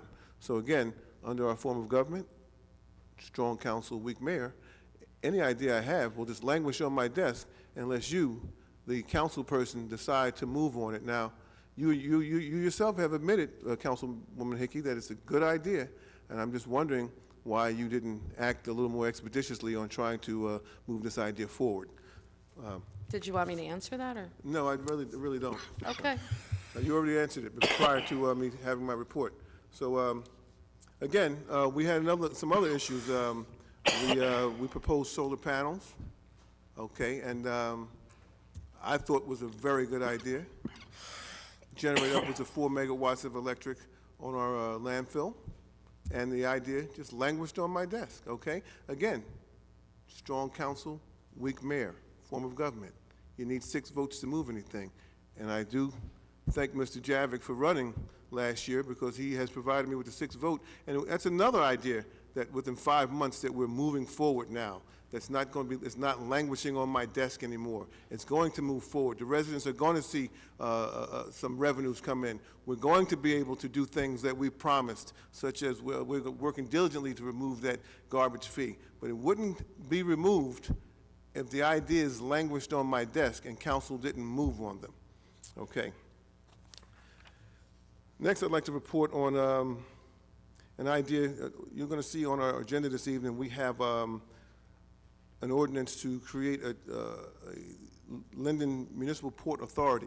And the idea of having a port authority here in Linden, what it does, it allows the companies along with the city to be able to go for certain grants and funding that will help improve the infrastructure in that area. Now, we've got some good, stable companies down in the Trimley Point area who are doing very well, but we have a lot of land down there that's been that's not being utilized to its fullest. And the idea of having a port authority will allow us to solicit the government, the state and federal government, for additional funding and grants that will help us improve the infrastructure down there. And once you improve the infrastructure, the idea is that companies will come in and they'll see the area as more of an attractive area to invest in Linden. So the idea has merit, and I'm thankful that I have council members who are going to support this initiative because I think it's a good initiative. And again, I didn't sit down in my basement and figure it out myself. I saw that some other towns were doing it and decided to try to bring it to Linden. That's what I'm supposed to do as mayor. Thank God we have the 6 votes now. I'd like to congratulate Alfred Muhammad on his election as a 4th Ward councilman-elect and his win in the primary. I will, equally say I thank Mr.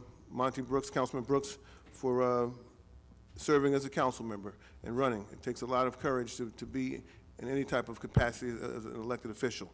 I'd like to congratulate John Roman on his victory in the 6th Ward, and to that end, I'd like to thank Councilman Sadowski for all he's done to serve in this governing body. He's been very cooperative, and he's always supported good ideas that will move the city forward. I'd like to congratulate Michelle Yamakaitis. Michelle Yamakaitis, she ran unopposed, and justifiably so. I don't think anybody could beat her over there. She's a very good councilwoman. She works very hard, and she's always doing the right thing. I'd like to congratulate Councilwoman Gretchen Hickey on her victory. Also, I'd like to congratulate Mike Anderson for running, because it takes a lot of courage to put your name in the ring and run for political office. I don't care what town you're in. You have to have thick skin to be in this business. And last but not least, I'd like to extend my condolences to the Kaczynski family. We lost Dan Kaczynski.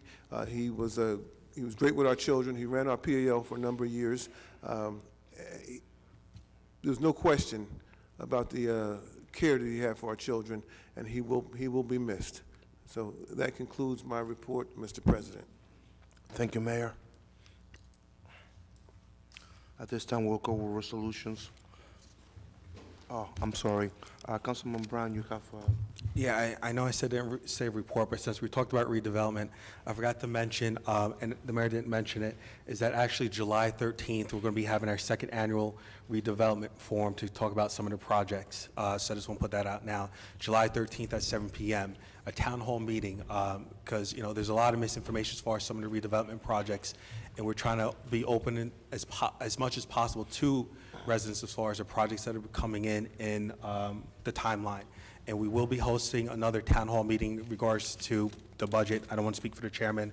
That's something that we've done in wards throughout the years. So I would say to stay tuned to TV 36 and the city website for that information. Councilman, July 13th at 7 p.m. where? It should be here at the council chambers. Okay, at this time, we're moving to resolutions. 2017-227 through 2017-251. Public comments will be permitted for those specific resolutions to be removed from the consent approval. Please read the synopsis of the resolutions which have been prepared by the city clerk's office. Each is informative and self-explanatory. However, if you wish to address a specific resolution, the council will entertain questions on it. Does anyone wish to remove a resolution? Ms. Malik, which number? 232, 241. Mr. Roman? 249. Mr. Hickey? Anybody else? May I have a motion to approve 2017-227 through 2017-251 with the exceptions of 232, 241, and 249? Council President, I move for approval of resolutions 2017-227 to 251 with the exceptions of 232, 241, and 249, and I request a second. Second. Mrs. Ormond? Yes. Javik? Yes. Brown? Yes. Brooks? Yes. Sadowski? Yes. Strano? Yes. Yamakaitis? Yes. Medina? Yes. Hickey? Yes. Mr. Alvarez. Yes. Ms. Malik? Ms. Malik, you want to come up, please? 232. If someone just would explain what this is all about, a corrective action plan for the city for the audit? Just a little bit more clarification. Mrs. Sack, 232, a correction action plan? Yes, thank you, Council President. Every year, the municipality is under an audit, and the audit gives certain recommendations. Last year, we had no audit recommendations. This year, we had one audit recommendation. Transportation and Parking Division didn't properly reconcile their one bank account. So therefore, I had to put a resolution together to correctively action and make sure they take the appropriate action to fix that and remedy that recommendation. Gotcha. So that's what this is about. Fine, okay. Ms. Malik, 241. Once again, what does this really entail, the resolution qualifying professionals through a fair and open process? Ms. Antonelli? Thank you, Council President. Ms. Malik, what the city essentially does, it has a policy for any professionals that the city needs to retain. We go through a request for qualifications. It's not essentially a bid in the sense, but it's an opportunity where we solicit proposals from, in this particular case, public relations individual or firms to determine whether or not to subsequently award a contract to that individual firm. So it's a way that the city is able to solicit proposals from various individuals and vendors for the work that we're seeking to So it's like having a little cheat sheet to know that they meet the standards or... Right, in other words, you may, years of experience Gotcha. Okay. and whatnot, other contract work in other municipalities, so it allows us to essentially get a resume, if you will, of the vendor seeking to do business with the city. Good, thank you. May I have a motion for 232 and 241, please? Council President, I move for approval of Resolutions 232 and 241 and request a second. Second. Mrs. Ormond? Yes. Javik? Yes. Brown? Yes. Brooks? Yes. Sadowski? Yes. Strano? Yes. Yemakaitis? Yes. Medina? Yes. Hickey? Yes. Mr. Alvarez? Yes. Mr. Roman, can you please come up for 249? Thank you, Council President.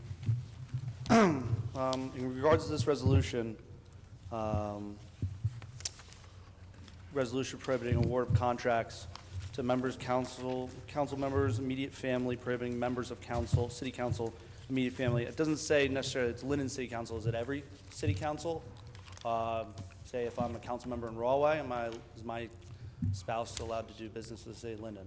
No, we were talking about specifically about Linden. Okay, just make sure that the resolution, once it's passed, or maybe it needs to be edited before you guys do pass it, but it actually says members of city council in Linden, you could, find yourself in trouble there. Because who's city council? Also, where did this come about? Whose idea was this? It was a councilman.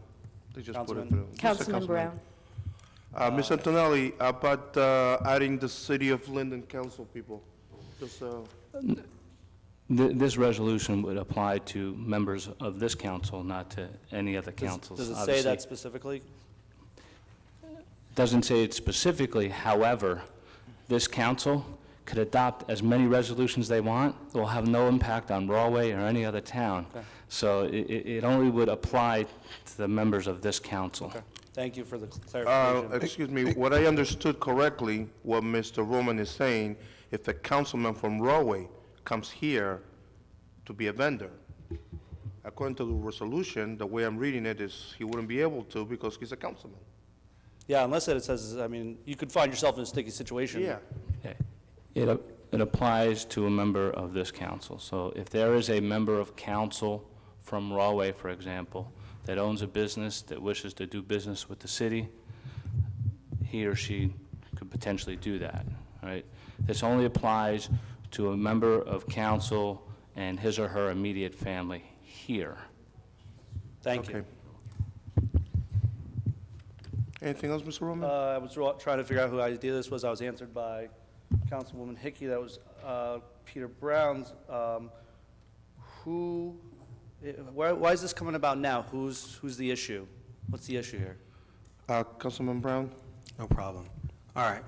I was not going to speak about this, but it seems to be that people want to make this a personal issue. Here's the facts, John. Huh?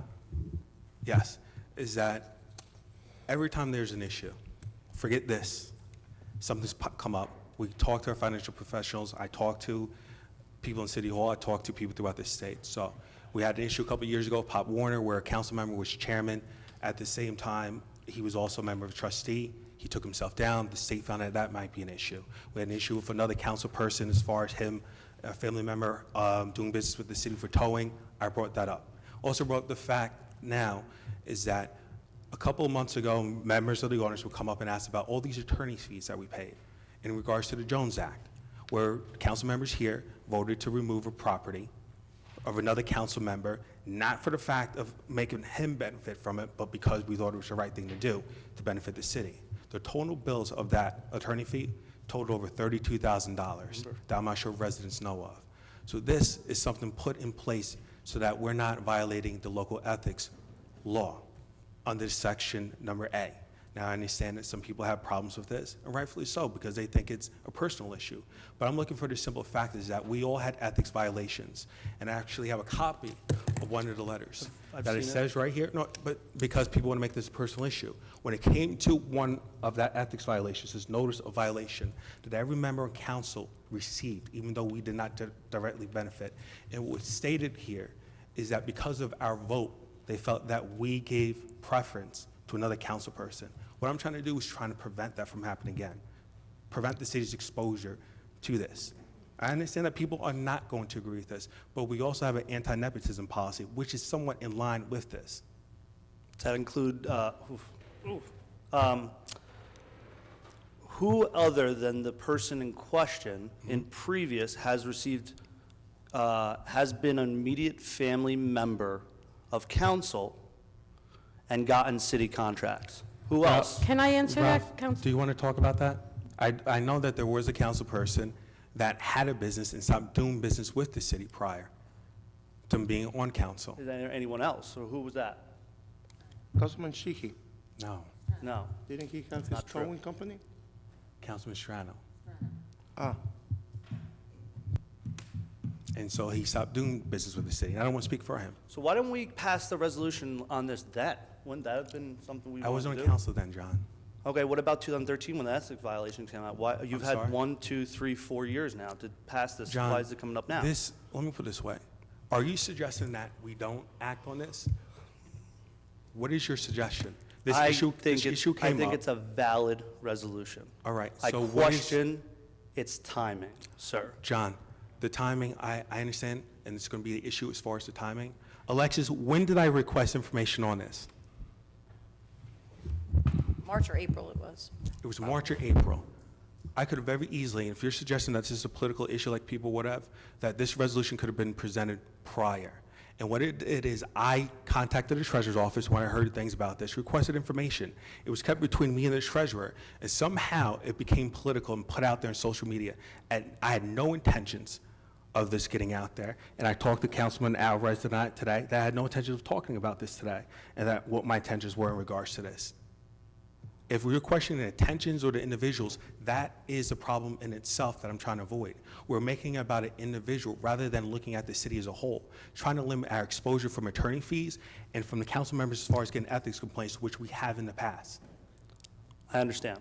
And I was here in front of you guys during all the ethics complaints and the problems, though they are different. Those were different. But I understand the validity of this. Probably should have been on the books 15 years ago when the person in question started doing business with the city. You know who agrees with you, John? The state of New Jersey. And this is Okay. one of the reasons why it's on there, is that when I talked to the state of New Jersey, and I talked to a woman named Tina down in Trenton, and another individual, they asked, why does Linden not have this on the books? And again, I understand the validity of it. It's the timing, and I John, understand. when do you want it to be done? I understand. It should have been considered in 2013 when 6 or 7 or 8 members of council got hit with ethics violations then? John, the council never had this issue before. This is an issue that has come up. And as You just such, stated your ethics violations from ethics years ago. violation had to do with us voting under the Jones Act. This has nothing to do, this has now something to do with a council member, If we go back to if you go back to the caucus meeting last night, you were literally fighting that this is the exact same thing, and now you are contradicting yourself. John, let me Your be clear. inconsistencies. Point of order, John. point of order here. Hold on. No, point of Hold order. on, everybody, I have to quiet. be recognized. Quiet. I have to be recognized. Yes, you have. Don't tell me to be But- quiet. No, then. yes, you are until I tell you. Now, what is your point of order? Sir, we are way past the discussion regarding this resolution. This is getting into a personal combat up here, and this is not what this part of this meeting is for.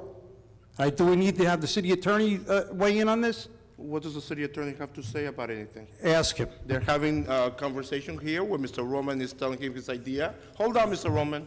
And Mr. Brown is telling him his idea. And when somebody calls out for a point of order, I don't need 2, 3 people screaming at the same time. That's why I say stop. Then at that point, I ask you what the point of order is, you tell me, okay, and then we fix whatever the problem is. Okay. So, let's fix it. I would Okay? like to end simply saying, pass it. It should have been on the books a long time ago. And that's it. John, I can't go back in the past, and here's the issue. Councilman, You sure would Councilman, like please, to. he I just agrees wanna with say- you. all right, and I just Please, wanna say- he agrees with you. We're going to keep on going, and then Councilman Strong is going to jump in again, so let's let it Mr. go. President. Okay. Mr. President. Yes, sir. I don't think you saw me when I raised my hand, and I want to speak on this resolution as well.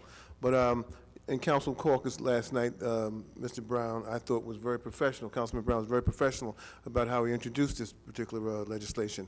And it was clearly because one of our council members, specifically Councilmember Hickey, was engaged, well, her husband had a contract with the city, and the only thing he's trying to do is protect us, to make sure that we don't have these pitfalls like as we've had in the past.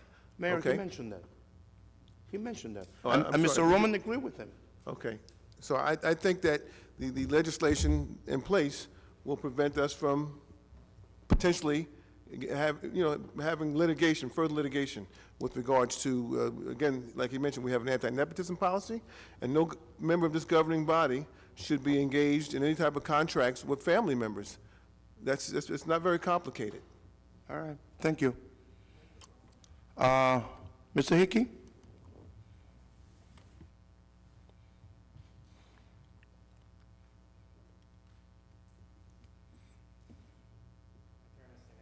Press the red button in the front. Joseph Hickey, 615 Inwood Road, also the owner of DRB Digitizing, where this legislation is written for. I want to direct my question to, I'm not sure whether it's Mr. Antonelli or Mr. Roth. If I read this resolution correctly, the statute that we're talking about, Local Government Ethics Act, does not, I repeat, does not prohibit the award of contracts to a member of council's immediate family, and there is no wrongdoing going on? Ms. Antonelli? Mr. Antonelli? You're reading from the resolution. So in other words, when you read the Local Government Ethics Act, the definition of immediate family does not prohibit the award of contract. However, that's at the surface. You have to go further. When you look further into the local government ethics law, you have actually 2 issues, well, actually 1 issue here, and that is the undue influence that perhaps could be present in this particular instance where we're not talking about a public bid, we're not talking about competitive bid, but we're talking about solicitation of quotes. So again, that's in there because frankly, I don't determine what's a violation of the local government ethics law, DCA does. And so what's being set up here and what may likely happen is someone may file a complaint and then we'll have another jurisdiction determine whether or not there's a violation of the local government ethics law. So that's in there because my reading of it, I didn't believe that there was a violation, a per se violation. However, they're governed by appearance standards, undue influence, securing an advantage for themselves or others.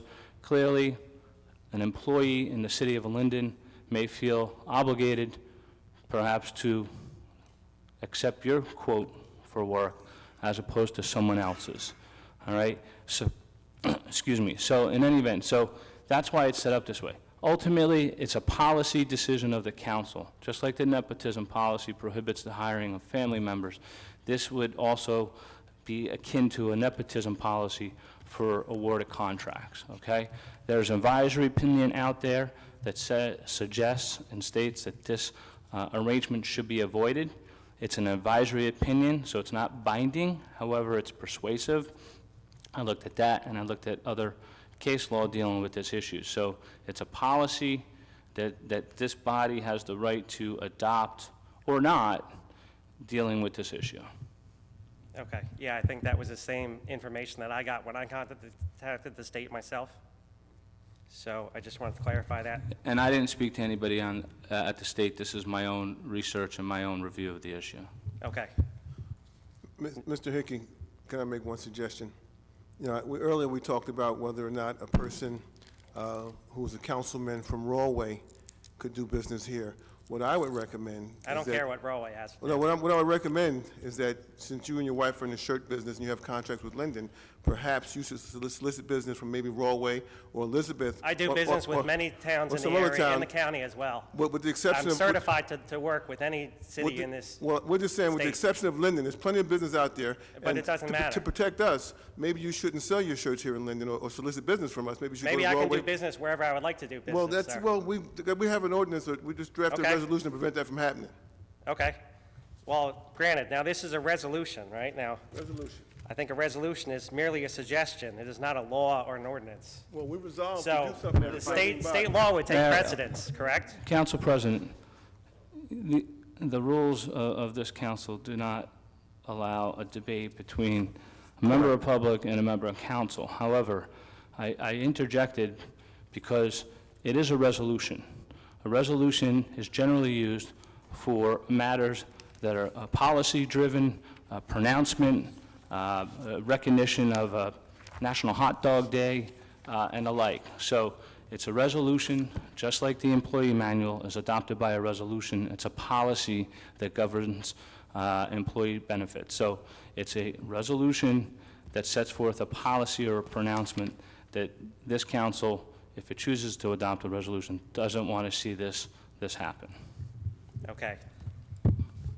So in this sense, a resolution would not supersede any state policies or statutes. So I have every right to put in bids with this city, and if I am the winning bid, the state mandates that I must be accepted to do business. Mr. Hickey, first of all, you could, if there's a bid out for a certain product, you could certainly do that. However, I would caution not only the councilwoman, but members of council. You're going down that slippery road again that deals with an appearance issue, undue influence issue. What's happening here is while the councilwoman can recuse herself from a payment of that bill or an award of the contract, it's still left to the other members of council, okay, who are involved in that vote. So it is actually somewhat similar to the Jones Act violation, although obviously the facts are a little different. But the provision that was cited in that case under the local government ethics law would be the same provision that would apply here. Again, you're going down that slippery slope. If someone wants to have the question answered, then there's a process for that. But in any event, until we're at that point, there's no decision to be made. But yes, you could submit all the bids you want. You could apply to whatever advertisement is out there, but this policy would then prevent this council from awarding that contract to you. Okay. My next point is, I've been told that there were orders given not to give me business this year, and I feel that's a violation of my right to do business with the city, and that's discriminating against me. I've been doing work for the city since 2004. This is nothing more than a personal vendetta. Somebody made comments that the only reason I'm getting business is because my wife is a councilwoman. I have invoices here from 2004 to 2006, where I did $27,482.40 worth of business with the city. Fast forward to 2015 and 2016.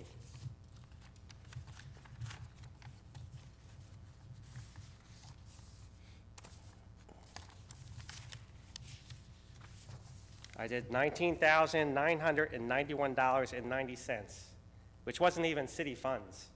These were grants from businesses in the city, businesses that you people are supposed to care about. Now you want to deny them the right to get the best possible price. These are promotional products for kids, gifts for seniors, footballs, beach balls, backpacks, first aid kits. And this is what you're voting against, with nothing but a personal vendetta. To me, it doesn't really matter. You know, it's a very small percentage of my business and not something I make a lot of money on. But that's all it is. So all it is people that care nothing about this city, and they have a vendetta against my wife for what she does for this city. Can I have a motion, please, for 249? Council President, I move for approval of Resolution 249 and request a second. Second. Mrs. Ormond? Yes. Javik? Yes. Brown? Yes. Brooks?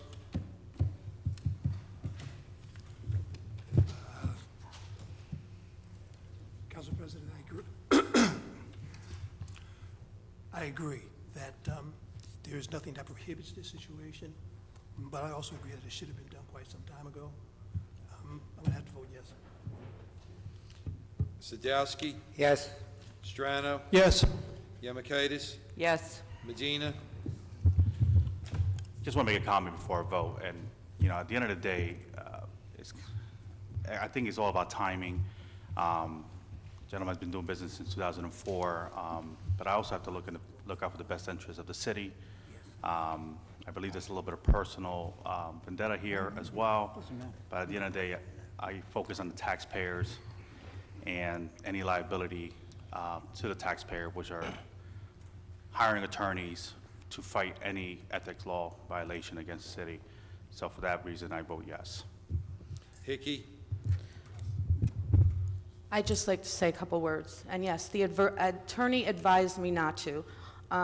With the situation, the comments that have gone on here tonight, I'm sure regardless, there will be ethics complaints filed just due to the fact that certain individuals were talking against other. But that's fine. I'm a hardworking councilwoman. I have nothing to do with my husband's business. As he mentions, it's a very small percentage of our income. But obviously, this is politics at its best. Because, you know, whenever a council person gets mad at somebody or they're on his list, you know, we have to come up with a resolution or something very inappropriate for good people who are in our city to get them where it hurts. Well, you know what? I didn't get it where it hurts because I have a wonderful home to go to with a great husband who is honest and an amazing provider to me and my family. And with that being said, I put the city of Linden before any of my personal issues, businesses, and I took an oath of office. And I'm going to do what's best for the city of Linden, and I am voting yes. I'm voting yes to this. So unfortunate what happens in the city and why we're not moving ahead. Thank you. Mr. Alvarez? The resolution as it stands is correct. And the way I was approached and I was told about it, it is correct. Mr. Roman is correct that this should have been done many years ago. And I do believe that it was put in at the wrong time. And I want to hope that there's not other reasons than the ones I was told today, that is to protect the council. My vote will be yes for those reasons.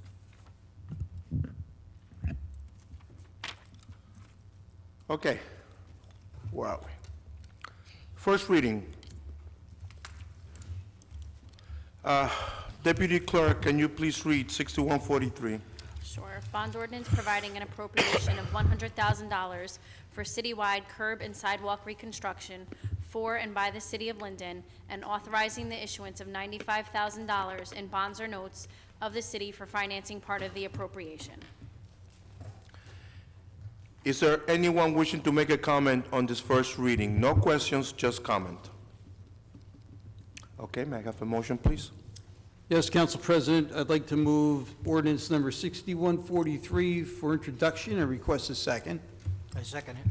Mrs. Ormond? Yes. Mr. Javik? Yes. Brown? Yes. Brooks? Yes. Sadowski? Yes. Strano? Yes. Yemakaitis? Yes. Medina? Yes. Hickey? Yes. Mr. Alvarez? Yes. Deputy Clerk, can you please read 6144? Bond ordinance authorizing the resurfacing of a city-owned parking lot at the train station, appropriating $100,000 therefore, and authorizing the issuance of $95,000 in bonds or notes to finance part of the cost thereof. Is there anyone that wishes to make a comment on the introduction of this ordinance? No questions, just comments. May I have a motion, please? Council President, I'd like to move ordinance number 6144 for introduction and request a second. I second it. Mrs. Ormond? Yes. Mr. Javik? Yes. Brown? Yes. Brooks? Yes. Sadowski? Yes. Strano? Yes. Yemakaitis? Yes. Medina? Yes. Hickey? Yes. Mr. Alvarez? Yes. Ms. Honan, I think that's easier to remember. Can you please read 61-45? An ordinance to create a new chapter entitled City of Linden Municipal Port Authority by the City Council of the City of Linden. Thank you, sir. Is there anybody that would like to make, Ms. Mal, can you please come up?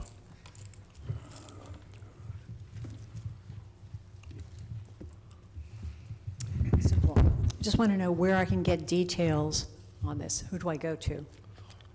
For the Port Authority, Right, to find out a little bit more this about is, it. we're just at the beginning stage, okay? Well, who can I maybe But, talk to about this? Ms. Antonelli, what do we have on the Port Authority? besides- Assuming it passes tonight, which I think it will, then the clerk's office will make it available by posting a copy outside their office. They'll also publish it in the paper. So you could pick up a copy at the clerk's office.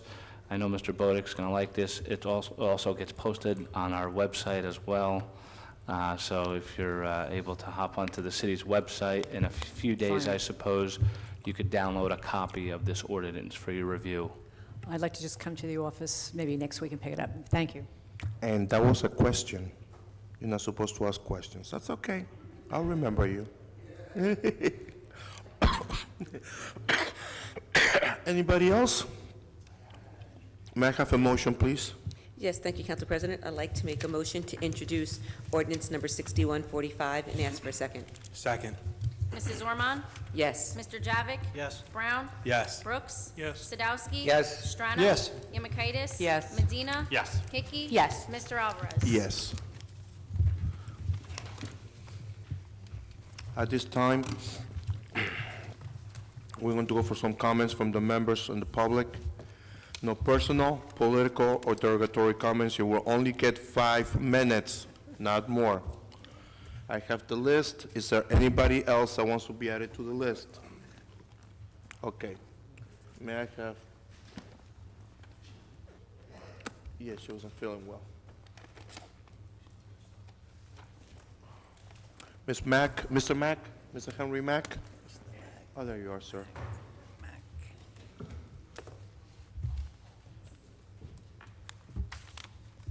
Thank you kindly. Mr. Mayor, Mr. President, City Council, members of City Council, I appear before you in the name of grace and mercy.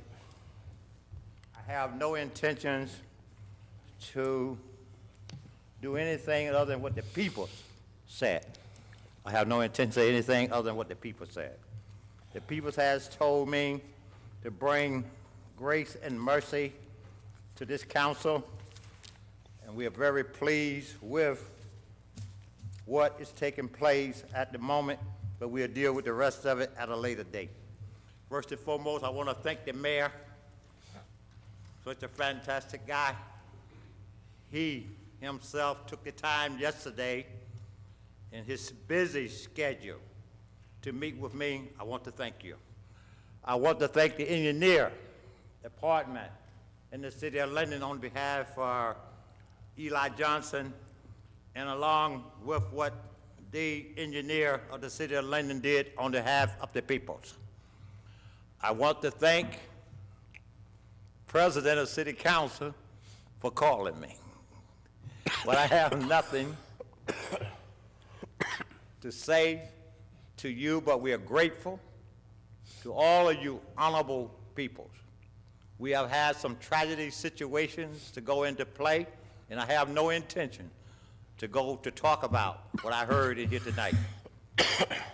I want to say on behalf of the kids in the city of Linden that have asked me to personally appear in the city of Linden and express their sincere condolences, because I did not find out about it until the kids told me. So I want to say to that honorable family, the kids want their sympathy to be extremely expressed. I want to say to the mayor, I want to thank the mayor. When the kids, I didn't say it, the kids told me. The kids told me what happened, and I called the mayor extremely and immediately. He confirmed. No more comments on that, and I have encouraged the family. We'll get over it. We'll get through it. Watch the language, but we won't get over it. In addition to that, council members,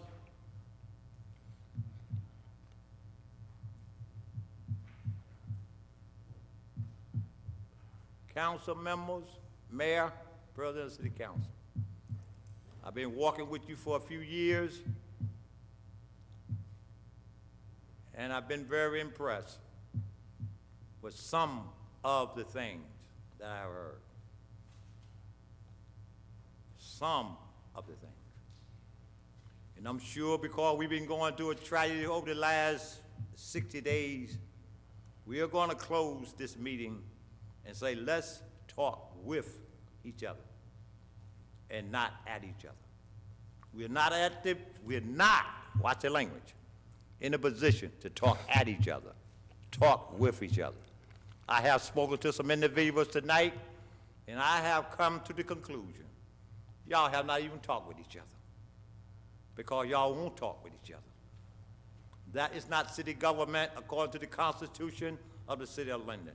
We must be able, as I was able to go to the mayor's office, as I was able to go to the engineer's office, as I was able to go to the city clerk's office, they were willing to talk with me. I congratulate those honorable people, because when they scheduled themselves, watch the language, to meet with me, because I want the truth.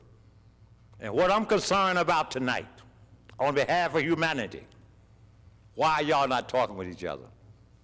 That's the bottom line. And it needs to stop, not now, but right now. Got a problem with Jared Armstead? Go to his office like I did. Got a problem with President City Council? Go to his office like I do. End of the story. We're going to leave that like that. I have one more unique thing, because I rise before you today in grace and mercy. And on behalf, I was at the clerk's office yesterday, and a staff member came in from the Public Works and said that I am Slim's brother. Watch the language. I'm Slim's brother. Slim was an employee of the city of Linden. I would never, watch the language, I would never use my brother's coattail to betray anybody to go along with me. Because me and my brother was my brother. And I was so happy. You don't know the joy that came to my heart when Public Work, all right, don't do it. Don't even do it. Don't even think about it. Don't even think about it. Thank you kindly. Thank you, Mr. Mack. Thank you. Mr. Lukenda? Thank you, Council President. Good evening, Mayor, Council President, Council. My question, Mr. Council President, who do I see if I have a street light out on the corner by my house? The young lady here, but she went home sick. Okay, now who? No, I know, but I have made contact with her. It's going on maybe 9 months now. I got a letter back from her, email. She's been trying to get it done. I have to give it, she's definitely trying to get it done. Nothing, Do me a favor. but it's been 9 months. It's on Dill Send it and to- Garfield. Send it to Joe Bodek. Okay, but she CC'd me on the email that went out, I think, a couple of weeks ago. I don't have a poll number, Councilman. Then do me- But, okay, because it is a dangerous intersection, and it's been out for like 9 months, and, okay. And that's one of always been we submit them to PUC&G. We even get no notification if they've ever Okay. been checked on. Yeah, no problem. I just wanted to see where the delay lied. I mean, I didn't know if it was something. That's all I have. And I have to agree with Mr. Mack. You guys all got to get along a lot better here with these personal vendettas. It's destroying this city. Thank you. Have a good night. Thank you, sir.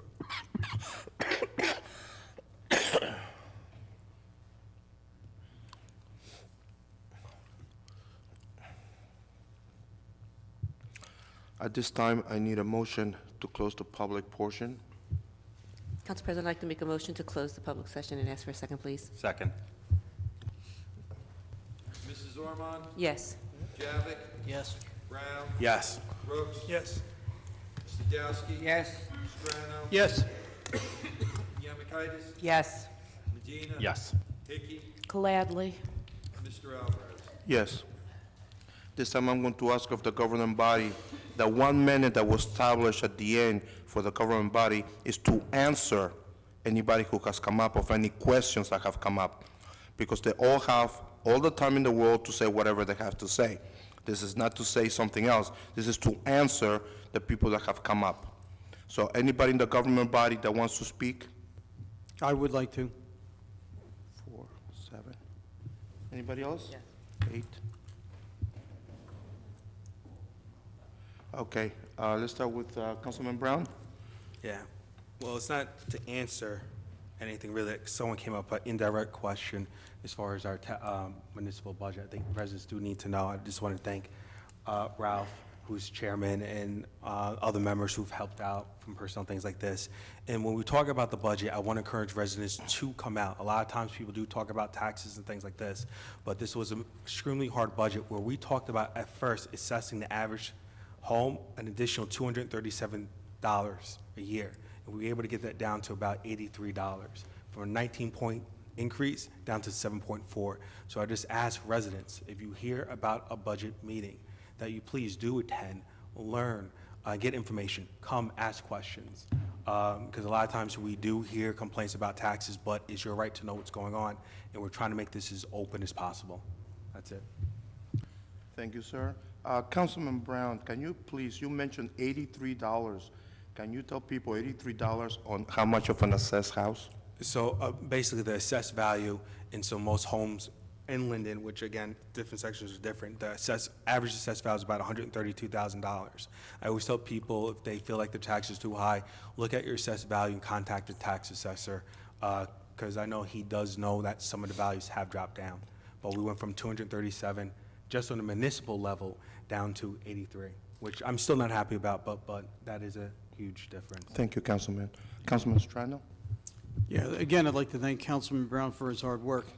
I just wanted to make a comment regarding Mr. Roman's request, to like elaborate further on the resolutions.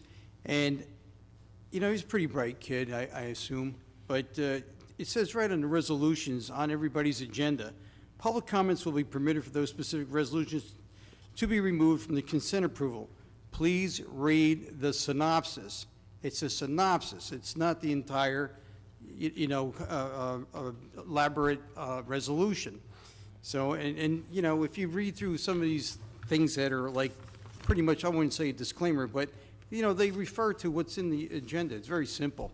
So just pay attention to those things when, you come up to ask questions. And yeah, we'll entertain the questions, sure, but, realize that these are just synopsises. And they're on file in the clerk's office, and you can get them there and read them in their entirety. Real Councilman, quick, 1 minute.